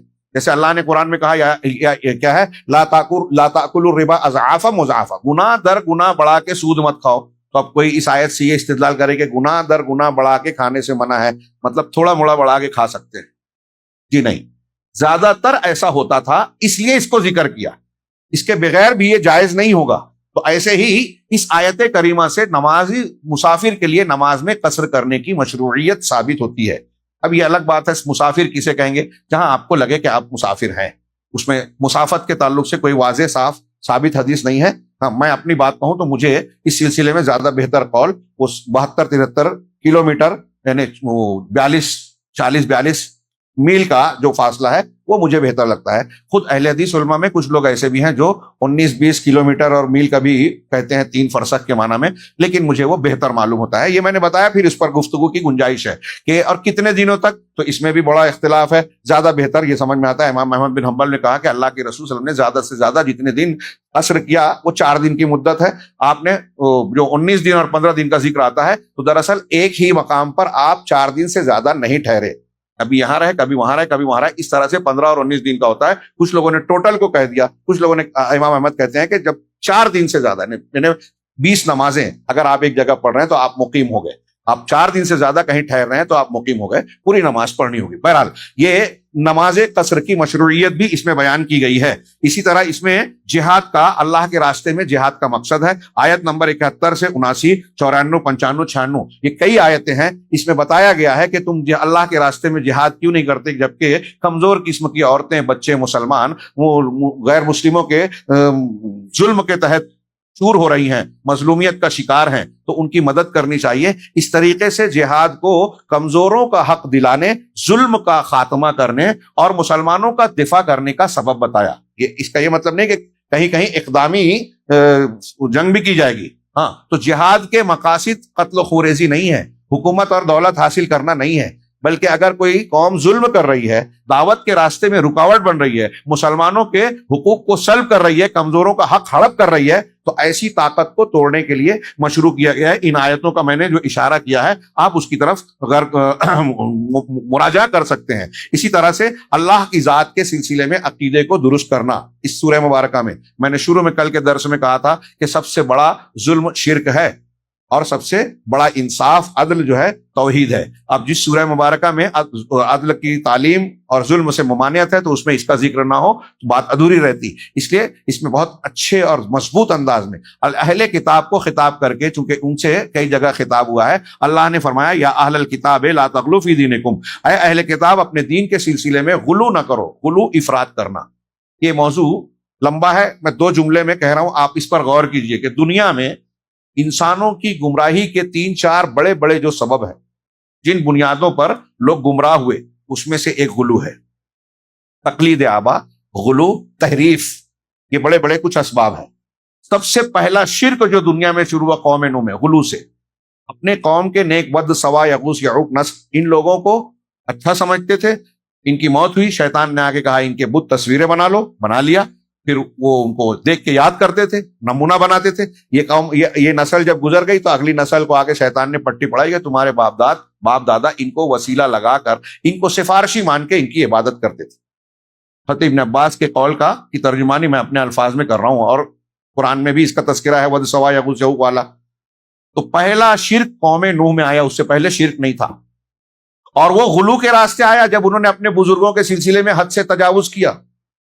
غلو سے کتنی گمراہیاں آتی ہیں، عقیدے میں، شخصیات میں، عمل میں، جہاں بھی غلو کریں گے آپ گمراہ ہو جائیں گے۔ حضرت عیسیٰ علیہ السلام کے سلسلے میں غلو کیا، اللہ کا بیٹا بنا دیا۔ اور میں بتا رہا ہوں، دیکھیے کسی نے، مولانا آزاد کا ایک جملہ شاید پہلے بھی نقل کر چکا، وہ کہتے ہیں کہ انسانوں کی عالمگیر گمراہی یہ رہی ہے کہ کسی شخصیت کو یا تو مانتے نہیں، ہاں، اور مانتے ہیں تو اس کو حد سے بڑھا دیتے ہیں، یا تو جو ہے وہ بھی نہیں مانتے، نبی ہے تو نبی بھی نہیں مانا۔ یہودیوں نے حضرت عیسیٰ علیہ السلام کو نبی بھی نہیں مانا جو وہ تھے، اور عیسائیوں نے جب مان لیا تو نبی ہی نہیں مانا، اللہ کا بیٹا بنا دیا جو وہ نہیں تھے، یعنی حد سے بڑھا دینا۔ علماء کو، احبار کو علماء کا مقام دینا چاہیے۔ اگر ان کو آپ یہ مان لو کہ یہ امام ہے، یہ پیر صاحب ہے، اب جو بولے حلال ہے، جو بولے حرام ہے، تو آپ نے ان کو رب بنا لیا، علماء کو ان کے مقام سے بڑھا دیا۔ قرآن نے بتایا اتخذوا احبارهم ورهبانهم اربابا من دون اللہ۔ فرقے ایسے ہی بنتے ہیں کہ آپ شخصیت کو پکڑ لیا، اب یہ جو بولے وہ دین، اللہ رسول کی بات کے مقابلے میں کسی شخصیت کو کھڑا کر دیا، پیر صاحب کو، امام صاحب کو اور فلاں کو۔ یہاں شخصیت میں غلو کیا، نماز میں غلو کیا آپ نے، وہ بڑھ گئے آگے۔ کسی حلال چیز کو آپ نے حرام کر دیا کہ نہیں، میری احتیاط یہ ہے کہ میں یہ نہیں کھاؤں گا، وہ نہیں کھاؤں گا، جس کو اللہ نے حرام کیا ہے، حلال کیا ہے، آپ اس کو حرام کر رہے ہیں۔ صوفیہ کو، سنیاسیوں کے اور جوگیوں کے دین کی بنیاد پر بہت سارے اہل تصوف نے یہ کیا کہ حلال کو حرام بنا لیا، جو جائز تھا اس کو ناجائز کر لیا، جو مکروہ ہے اس کو ایک دم سے حرام بنا دیا۔ تو شدت پسندی، آج کل جو لوگ تھوڑے سے گناہ کرتا ہے کوئی مسلمان، اس کو کافر کہتے ہیں، جو خارجی ہیں۔ جمعہ کے دن ایک صاحب مجھ سے سوال کر رہے تھے، اس سلسلے میں چاہ رہا ہوں کہ وہ آئیں، تھوڑی وضاحت کروں۔ بہت بڑی گمراہی ہے کہ گناہ کرنے پر کسی مسلمان کو کافر کہہ دینا، اس کا ذبیحہ نہیں کھانا، فتویٰ دینا کہ یہ کافر ہے، یہ مسلمان نہیں ہے۔ چھوٹی موٹی گمراہی نہیں، یہ خارجیوں کی یہ تھی، ہمارے یہاں تحریکی یہی کر رہے ہیں، اور آج عالم اسلام میں بہت سارے مسلمانوں کو اسی بنیاد پر قتل کر رہے ہیں، مار رہے ہیں کہ وہ مسلمان ہے ہی نہیں، مار دو۔ پہلے تو آپ فیصلہ نہیں کر سکتے، دوسرا یہ کہ اگر ہو بھی تو آپ یہ کام نہیں کر سکتے، آپ کا اختیار نہیں ہے، قاضی کا ہے جس کی عدالت میں وہ ثابت ہو۔ خیر، تو بات لمبی ہو رہی ہے، لیکن شارٹ میں کہ غلو گمراہی کی بہت بڑی بنیاد ہے۔ آپ عمل میں غلو کریں، عقیدے میں غلو کریں، گمراہی کا شکار ہو جائیں گے۔ اور جتنے لوگوں نے شرک کیا انہوں نے غلو ضرور کیا ہے۔ کیوں؟ مخلوق میں سے جس کو بھی اللہ کا درجہ دیا ان کو ان کے مقام سے بڑا بنا دیا نا، یہ غلو ہے۔ نبی صلی اللہ علیہ وسلم کو اللہ کے پیغمبر ہے، سید المرسلین ہے، خاتم النبیین ہے، اب لیکن ہماری قوم کے بہت سارے لوگ کہہ رہے ہیں کہ آپ مختار کل ہیں، نعوذ باللہ، وہ اللہ ہے، آپ سب کی سنتے ہیں، آپ جو ہیں عالم الغیب والشہادہ ہیں، نعوذ باللہ، بشر نہیں ہے، نور مجسم ہے۔ جو اللہ کی صفات ہے، اللہ نے اللہ کے رسول کو اللہ اپنے ان کو درجے سے بڑھا دیا، جبکہ آپ نے کھلا کھلا منع کیا کہ مجھے اس طرح حد سے نہ بڑھانا جس طرح نصارہ نے عیسیٰ ابن مریم کو بڑھایا تھا۔ اللہ نے کہا ہے اللہ کے حد کا خیال رکھیں، اللہ تبارک و تعالیٰ کی عظمت و کبریائی کو سمجھیں اور اپنے عقیدے کی حفاظت کریں، اس میں غلو نہ آئے، تفریط نہ آئے، خلل نہ آئے، اللہ کی وحدانیت کو ثابت کریں، مضبوط بنائیں اور اپنے اس کو عقائد باطلہ سے صاف ستھرا رکھیں۔ آیت نمبر 150 سے 159 تک اور 171 اور 72 تک، ہاں اس میں یہ مضمون آپ کو بہت واضح انداز میں ملے گا۔ اللہ تعالیٰ نے اہل کتاب کو غلو سے منع کرتے ہوئے کہا انما المسیح عیسی ابن مریم، مسیح تو عیسیٰ ابن مریم ہے، مریم کے بیٹے ہیں، اللہ کے نہیں، ہاں، وہ رسول اللہ کے رسول ہیں، وہ کلمتہ، اور اس اللہ کا کلمہ ہے، کن سے، اللہ کے کلمہ کن سے پیدا ہوئے، القاہا الی مریم، جسے اللہ کے نے مریم کی طرف ڈالا جبریل کے ذریعے سے، وروح منہ، اور اللہ کی روح، اللہ نے جو روح پیدا کی اسی میں سے جیسے ہم اللہ کی روح سے پیدا ہوئے ہیں۔ فآمنوا، حضرت عیسیٰ کی یہ شخصیت کا جو تعارف کیا اللہ نے، بالکل ٹھیک کہ وہ بغیر باپ کے ضرور پیدا ہوئے، کلمۃ اللہ، روح اللہ ضرور ہیں، لیکن اللہ کے رسول ہی ہیں، بندے ہی ہیں، اللہ نہیں ہے، مریم کے بیٹے ہیں۔ دوسری کہ کہا کہ اگر اللہ چاہے تو حضرت عیسیٰ اور حضرت مریم اور پوری کائنات کو تباہ کر دے، اللہ کا کچھ نہیں بگڑنے والا۔ یہاں کہا کہ فآمنوا باللہ ورسولہ ولا تقولوا ثلاثہ، اللہ پر اور اس کے رسول پر ایمان لاؤ اور یہ مت کہو کہ تین ہیں، ہاں، سبحانہ ان یکون لہ ولد، اللہ پاک ہے کہ اس کا کوئی بیٹا ہو۔ اللہ کے لیے بیٹا ہونا اللہ کے لیے عیب کی بات ہے، انسانوں کے لیے بیٹا نہ ہونا عیب ہے، اللہ کے لیے بیٹا ہونا عیب ہے۔ ہاں، اللہ کو کسی کے سہارے کی ضرورت نہیں ہے، اللہ کو بڑھاپا کمزوری یا وارث کی ضرورت نہیں ہے، بڑھاپا کمزوری آنے والا نہیں ہے، اللہ ہمیشہ سے ہے، ہمیشہ رہے گا، وہ تبارک ہے، اس کی ذات تبارک الذی، تبارک کا کیا مطلب؟ اس کی ساری خوبیاں، سارے کمالات ہمیشہ یکساں رہنے والے، اس میں کوئی کمی نہیں۔ ہمارے اندر ایک طاقت آئی، بڑھاپا آ گیا، کمزوری آ گئی، نبی کریم صلی اللہ علیہ وسلم بھی بڑھاپے میں چلے گئے، ایک اچھائی آئی، ایک قوت آئی، پھر کم ہو گئی۔ اللہ رب العالمین کی کوئی خوبی میں کبھی کوئی کمی نہیں ہونے والی، تو اس کو وارث کی ضرورت بھی نہیں ہے کسی اعتبار سے، نہ اس کی بیوی ہے، ہمسر ہے۔ اگر بیٹا ہو جائے، بیوی ہو جائے تو اللہ کے مقابل اور اللہ کے جیسے ہو جائیں گے، وَلَمْ يَكُنْ لَهُ كُفُوًا أَحَدٌ، جبکہ اللہ کے جیسا اس کا ہمسر کوئی ہے ہی نہیں۔ چنانچہ اللہ نے آگے فرمایا اللہ کی شان تو یہ ہے، اس کے لیے وہ پاک ہے اس بات سے کہ اس کا کوئی بیٹا ہو، لہو ما فی السماوات و ما فی الارض، اللہ کی شان تو یہ کہ آسمانوں اور زمینوں میں جو کچھ ہے اللہ کا ہی ہے، بیٹے کی کیا ضرورت؟ وَكَفَى بِاللَّهِ وَكِيلًا۔ اس کے علاوہ اگلی آیت میں اللہ نے کہا لَن يَسْتَنكِفَ الْمَسِيحُ أَن يَكُونَ عَبْدًا لِلَّهِ وَلَا الْمَلَائِكَةُ الْمُقَرَّبُونَ، کہ حضرت عیسیٰ علیہ السلام کو اس بات میں کوئی شرم اور عار نہیں ہے کہ اللہ کے بندے بنے، اور نہ ہی مقرب فرشتوں کو اس میں کوئی عار ہے۔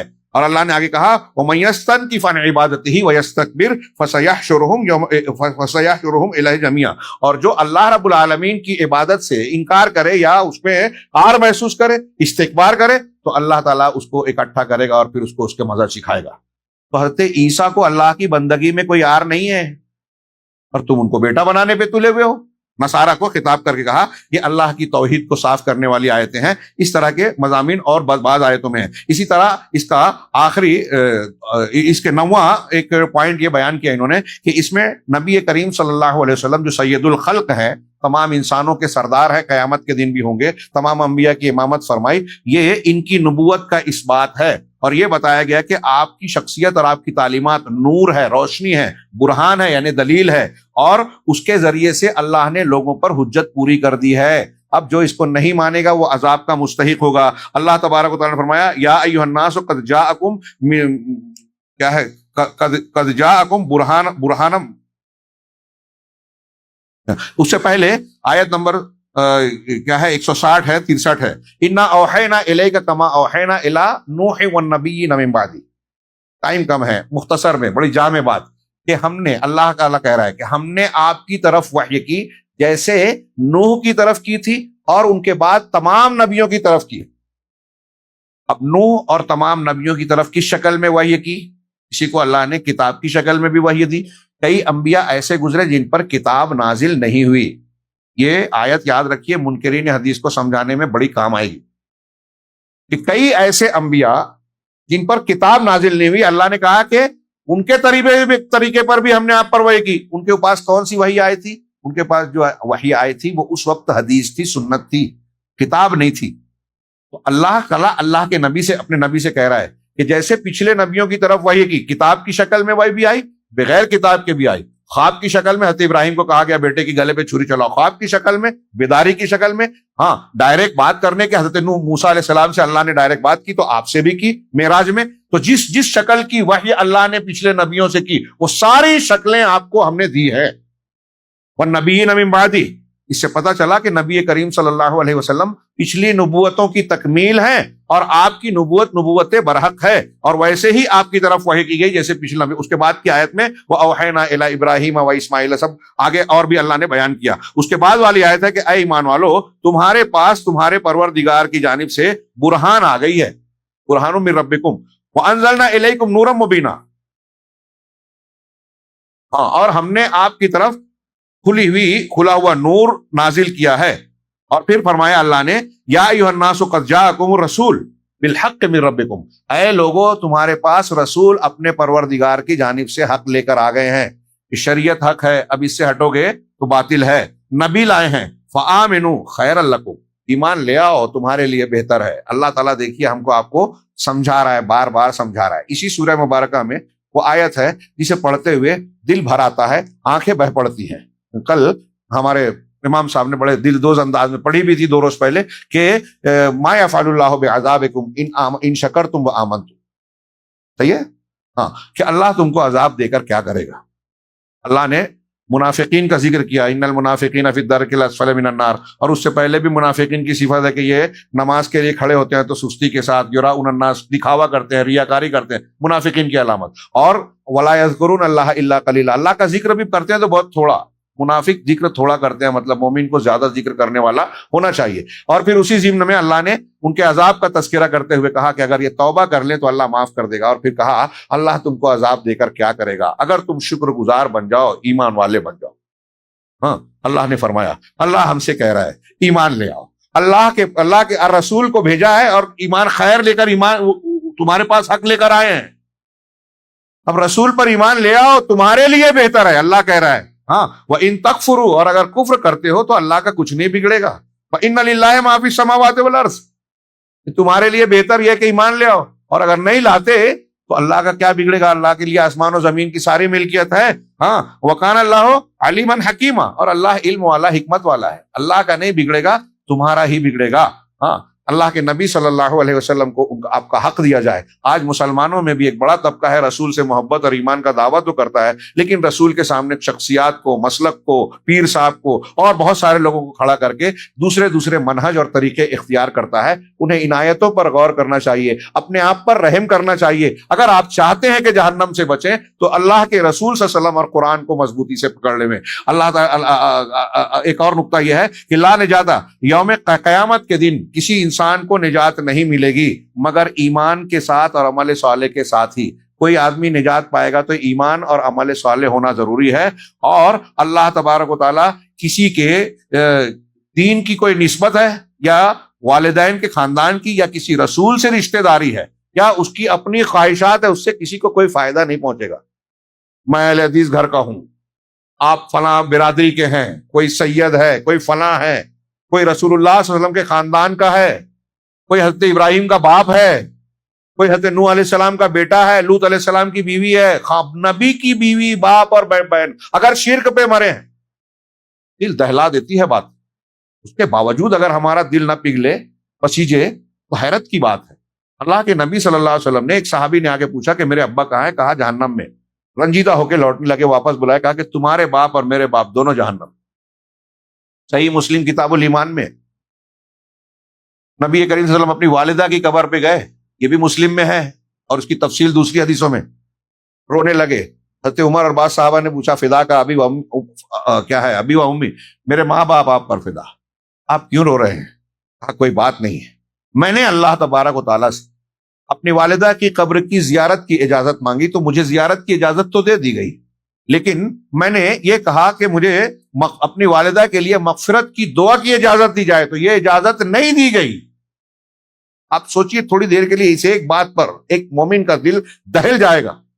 اور وہ لوگ جو باباؤں کے چکر میں ہیں کہ فلاں وسیلہ کر لیں گے، ان کا دامن پکڑ لیں گے، وہ بچا لیں گے، غور کریں کہ اللہ کے نبی صلی اللہ علیہ وسلم اپنی والدہ کے لیے دنیا میں مغفرت کی اجازت نہیں پا رہے ہیں دعا کی، تو آخرت میں مشرک کے لیے، شرک پر مرنے والے کے لیے آخرت میں سفارش کرنے کی اجازت ملے گی کسی کو؟ حضرت ابراہیم اپنے ابا کو نہیں بچا پائیں گے. حدیث ہے صاف صاف، بخاری میں، قرآن کی آیت میں بھی اشارہ ہے. استغفار سے حضرت ابراہیم کو بھی بعد میں منع کر دیا، اپنے باپ کے لیے دعا نہیں کرنا، جہنمی ہیں. فلما تبین لہ عدو للہ، جب یہ واضح ہو گیا کہ وہ دشمن ہے اللہ کے، تو حضرت ابراہیم نے دعا کرنا بند کر دی، منع کر دیا. اتنی بڑی اور کتنی ہلا دینے والی بات ہے. اب یہاں بھی اس آیت کا، اس سورہ مبارکہ میں بھی ایک آیت کا حوالہ دیتے ہوئے ہمارے صاحب کتاب نے کہا کہ آپ کو، ہم کو، کسی کو بھی دنیا میں اللہ کے یہاں قیامت کے دن نجات ملے گی تو ایمان اور عمل صالح، صحیح عقیدہ، صحیح عقیدہ، عمل صالح، بدعت والا عمل نہیں. عمل صالح کس کو کہیں گے؟ جو سنت کے مطابق ہو اور جس میں اخلاص ہو. بدعتی والا عمل کتنا بھی بھر جائے کوئی وزن نہیں ہے، بلکہ اللہ اس سے ناراض ہوگا، گناہ دے گا. اسی طریقے سے صحیح عقیدہ ہونا ضروری ہے. ایمان اس کو بولیں گے، آپ اللہ کو مان رہے ہیں، کیسے بھی مان رہے ہیں، نہیں چلے گا. تو ایمان اور عمل صالح کے بغیر نجات نہیں ہے. آپ خاندان، آپ کی اپنی خواہشات اگر اللہ معاف کر دے گا. قرآن کی آیت نمبر 123 کی روشنی میں انہوں نے کہا، آیت کیا ہے؟ لیس بامانیکم ولا امانی اہل الکتاب، تمہاری آرزوؤں اور خواہشات کی بنیاد پر نہیں، تمنائے خام، میں ایسا کر لوں گا، جو خیالی پلاؤ بناتے ہیں، آرزویں بناتے ہیں، کہ تمہاری اپنی خواہشات اور اہل کتاب کی خواہشات میں. اہل کتاب کہتے تھے نا کہ جنت میں وہ جائے گا جو یہودی ہو، جو نصاری نصرانہ ہو. یا تم یہ کہو کہ میں مسلمان ہوں، میں اہل حدیث ہوں، میں اس مسلک کا ہوں، یا اس کو مانتا ہوں، فلاں پیر کے ہاتھ پہ جو بیعت کر لیا ہے. لوگ بولتے ہیں کہ پیر صاحب کتنا بھی گناہ کر لو، شیخ عبد القادری سلسلے کا جو بھی آدمی ہوگا، شیخ عبد القادر جیلانی گھسیٹ کر جنت میں لے جائیں گے، اللہ سے لڑ لیں گے. نعوذ باللہ، نعوذ باللہ. کتنا بڑا دھوکہ ہے. ایسے لوگ قرآن پڑھنے کو تیار نہیں ہے، سمجھنے کو تیار نہیں ہے، اللہ کی عظمت کو نہیں جانتے اور لوگوں کے مقام کو نہیں جانتے. اللہ کہہ رہا ہے کہ تمہاری خواہشات اور اہل کتاب کی خواہشات پر معاملہ نہیں ہوگا. من یعمل سوءا یجز بہ، جو برائی کرے گا کوئی بھی ہو، اس کا بدلہ اسے ملے گا. نبی صلی اللہ علیہ وسلم کا سگا چچا ابو لہب ہو یا حضرت ابراہیم کا سگا باپ آزر ہو، جو برائی کرے گا اس کو اس کا بدلہ ملے گا. ولا یجد لہ من دون اللہ ولیا ولا نصیرا. جملے پر غور کیجئے، قرآن کا ہے، رب العالمین کا.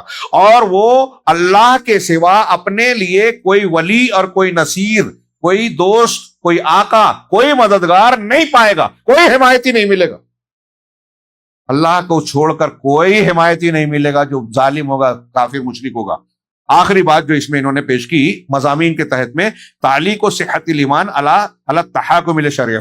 آپ کے ایمان کی سچائی، آپ کا ایمان، میرا ایمان سچ کب ہوگا؟ جب آپ اپنے مقدموں اور جھگڑوں کا فیصلہ شریعت کے مطابق کریں گے، جس کی طرف میں نے اشارہ کیا تھا کہ آج کل بہت سے لوگ دکان مکان پر قبضہ کرنے کے لیے شریعت کی بجائے کورٹ میں چلے جاتے ہیں، اپنے حامی کسی پنچ کو لے آتے ہیں، کہہ رہے چلو ایک قدم آپ پیچھے، ایک قدم آپ پیچھے، سمجھوتا کر لو، مانڈوالی کر لو. یہ فیصلہ اور انصاف نہیں ہے. انصاف کا فیصلہ ہونا چاہیے. میاں بیوی کے معاملے میں ہے تو بیوی کمزور ہے، اس لیے شوہر کی طرف سے آپ بولنے لگے. بھائیوں میں جو دو کا جھگڑا ہوا، جو طاقتور ہے آپ اس کی طرف سے ہو گئے، طرفدار ہو گئے. ہاں، جہاں آپ کو لگ رہا ہے کہ یہاں میں مفتی صاحب کے پاس جاؤں گا تو جو فیصلہ کریں گے وہ میری مرضی کے مطابق نہیں رہے گا، تو ان کے پاس جاؤں جو تحفے تحائف لے کے تھوڑا میرے حساب سے بول دے میں، راستے بتا دے میں، حرام کو حلال اور حلال کو حرام کرنے کا جو فن جانتے ہو، نعوذ باللہ، ہیلے جانتے ہو کہ نہیں زکوٰۃ دینے سے بچنے کا یہ طریقہ ہے، یا بھائی کے حق کو مارنے کا یہ طریقہ ہے. چنانچہ جو شریعت کے مطابق فیصلہ نہیں کرتا، اللہ تعالیٰ نے اس سورہ مبارکہ میں آیت نمبر 64-65 میں جس کی طرف میں نے اشارہ کیا، اور ایک آیت فلا وربک لا یؤمنون حتی یحکموک فیما شجر بینہم، تمہارے رب کی قسم یہ مومن نہیں ہو سکتے جب تک کہ اپنے جھگڑوں کے سلسلے میں آپ کو فیصل نہ بنائیں، ثم لا یجدوا فی انفسہم حرجا مما قضیت، اور پھر آپ کے فیصلے سے اپنے دل میں کوئی حرج محسوس نہ کریں، ویسلموا تسلیما، اور سر تسلیم خم نہ کر دیں. یعنی دو باتیں ہیں کہ رسول کو فیصل بنانے کے بعد دل میں بھی یہ نہیں ہونا چاہیے کہ نہیں سمجھ میں نہیں آتا، دل نہیں مانتا، دل بھی راضی ہو اور ظاہر میں بھی اس پر جھک جائیں. اندر اور باہر دونوں طرف سے اللہ کے رسول کے فیصلے کو ماننا یہ ایمان کا معیار ہے. شریعت کو اگر اس طریقے سے آپ اور ہم نہیں مانتے تو قرآن کی آیت کہتی ہے کہ مومن نہیں ہو. تو جو لوگ اللہ کے فیصلوں کو، رسول کے فیصلوں کو نہیں مانتے، وہ اس قرآن کے فیصلے کو کم سے کم یہ مان لے کہ ہم مومن نہیں ہیں. قرآن کہہ رہا ہے، اور اللہ نے، قرآن نے اپنے رب کی قسم کھا کر کہی، فلا وربک. ہاں، آخری فوائد میں 3 موٹی موٹی باتیں ہیں کہ اللہ تبارک و تعالیٰ نے یہاں ایک نقطہ کہا کہ اس سورہ مبارکہ میں بذات خود میراث کی تقسیم کی ذمہ داری اٹھائی ہے، خود بیان کیا ہے کس کا کیا کیا حق ہے وراثت اور ترکے میں، لہٰذا کسی انسان کے لیے اس سلسلے میں کوئی گنجائش نہیں ہے کہ وہ حکمت، عقل، رحمت وارثین کے بارے میں، جیسے کچھ لوگ بولتے ہیں ارے وہ غریب ہے تو اس کا لحاظ کر کے اس کو زیادہ مل جانا چاہیے، اس کے حق میں کچھ فتویٰ دے دینا چاہیے۔ آپ اللہ تبارک و تعالیٰ سے زیادہ رحم کرنے والے، جاننے والے، حکمت والے نہیں ہیں، لہٰذا اللہ کا جو مقررہ حق ہے آپ کی حکمتیں کنارے رکھیے۔ بولتے ہیں نا، ابھی میں نے ذکر کیا کہ بھائی بھائی کو نہیں دیتا ہے، کہتا ہے ارے وہ ذرا لاپرواہ قسم کا ہے، ابھی اس کو میں حصہ دے دوں گا تو برباد کر دے گا، خرچہ کر دے گا، تو حقدار کو حق نہیں دیتے، اور پھر اس کی موت ہو جاتی ہے تو اس کا بیٹا بولتا ہے کہ نہیں میں تو میرے ابا کا تھا، چچا کا ہے ہی نہیں، سلسلہ چلتے رہتا ہے۔ تو کچھ لوگ یہ بھی کہتے ہیں کہ نہیں نہیں یہ غریب ہے، ٹھیک ہے شریعت میں یہ ہے لیکن اس کا لحاظ کر کے اس کو زیادہ مل جانا چاہیے۔ تو وہی کہہ رہے ہیں کہ اللہ رب العالمین سے زیادہ احکم الحاکمین ارحم الراحمین، اللہ ارحم الراحمین احکم الحاکمین ہے، اس سے بہتر فیصلہ کون کر سکتا ہے؟ لہٰذا کسی کی حکمت، کسی کی عقل اور وارثین میں سے کسی کے ساتھ مہربانی کا دعویٰ یہ بیکار ہے، اس کی وجہ سے حق نہیں بنتا کہ وہ اللہ کے فیصلے میں کوئی تبدیلی کر دے، وراثت کے حقوق میں کمی بیشی کرے۔ نمبر 2، جو شخص اپنے بچوں کے سلسلے میں، اپنی موت کے بعد اپنے بچوں کے سلسلے میں ڈرتا ہے، وہ مالدار ہو یا فقیر ہو، تو اسے اللہ کا تقوی اختیار کرنا چاہیے۔ ہم ٹینشن لیتے ہیں ارے میرے مرنے کے بعد میرے بچے کا کیا ہوگا، بہت اہم بات ہے، وقت کا تقاضا، وقت بہت زیادہ ہو گیا ہے اس لیے بہت اختصار کے ساتھ، آپ چاہتے ہیں کہ آپ کا بچہ آپ کے مرنے کے بعد بھی ٹھیک ٹھاک رہے، اور اس کے لیے آج دنیا کا ایک عام بہت سارے مسلمان بھی کہ پراپرٹی زیادہ سے زیادہ بنا دیں، میں ایسی پراپرٹی چھوڑ کے جاؤں، ویسی چھوڑ کے جاؤں تاکہ بیٹا اچھا رہے۔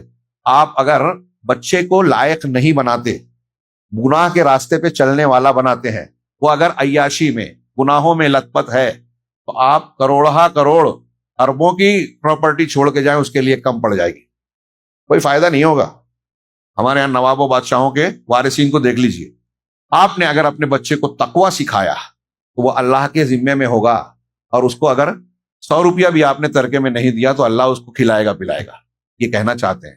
حضرت عمر بن عبدالعزیز کا واقعہ آپ سن چکے ہیں، آخری وقت میں بیٹوں کو بلایا کہ میں دنیا سے جا رہا ہوں اور تمہارے لیے زیادہ دولت نہیں چھوڑ رہا ہوں، لیکن مجھے اس کی فکر نہیں ہے، کیونکہ اگر تم لوگ برے ہو تو میں پسند نہیں کروں گا کہ میرا مال، چھوڑا ہوا مال برائی میں استعمال کرو، اور اگر تم نیک اور صالح ہو تو مجھے فکر نہیں ہے، اس لیے کہ قرآن میں اللہ کا وعدہ ہے، اللہ یتولی الصالحین، صالحین کا ذمہ دار اللہ ہے، ان کی دیکھ بھال وہ کرے گا، تو اگر تم نیک رہو گے تو اللہ تمہارا۔ یہی بات یہاں کہی انہوں نے کہ اگر آپ چاہتے ہیں کہ آپ کا بیٹا آپ کے بعد جو ہے ٹھیک ٹھاک رہے، عزت سے زندگی گزارے، اس کا اندیشہ ہے، تو آپ بیٹے کو تقویٰ سکھاؤ۔ فلیس انفعو، اپنے بیٹے کے لیے تقوی سے زیادہ آپ کے حق میں صلاح کے اور اچھائی کے لیے کوئی اور چیز بہتر نہیں ہے۔ سورہ کہف کا وہ واقعہ میں اشارہ کر دوں، سورہ کہف میں حضرت خضر نے جو دیوار ٹھیک کی تھی، ایک دیوار ٹھیک کی تھی، کیوں ٹھیک کی تھی؟ 2 یتیم بچوں کا تھا، خزانہ اس کے نیچے، اللہ نے حکم دیا تھا، بعد میں بتایا نا حضرت موسیٰ علیہ السلام، تو یتیم بچوں کا تھا، اور وہ اس کے والدین نیک تھے، وکانا ابوہما صالحا، ان بچوں کے جو باپ تھے، والد تھے، نیک تھے، باپ نیک تھے، تو اللہ نے مرنے کے بعد، یتیم ہونے کے بعد ان کے مال کی حفاظت کا حکم دیا خضر سے کہ ان کو محفوظ کر دو۔ اور بیٹا برا تھا تو اس کو دنیا میں کہا کہ اس کو مار دو۔ یعنی نیکی، اگر آپ نیک ہیں، متقی پرہیزگار ہیں، تو آپ کے بیٹے کو بھی اللہ حفاظت دے گا۔ اور آپ سوچتے ہیں، یا آج کل بہت سے لوگ سوچتے ہیں کہ بے ایمانی کریں، سودی لین دین کریں، کچھ پراپرٹی دھوکے سے اس سے بنا لیں، بعد میں توبہ کر لیں گے، ہمارا بچہ ٹھیک ٹھاک رہے گا۔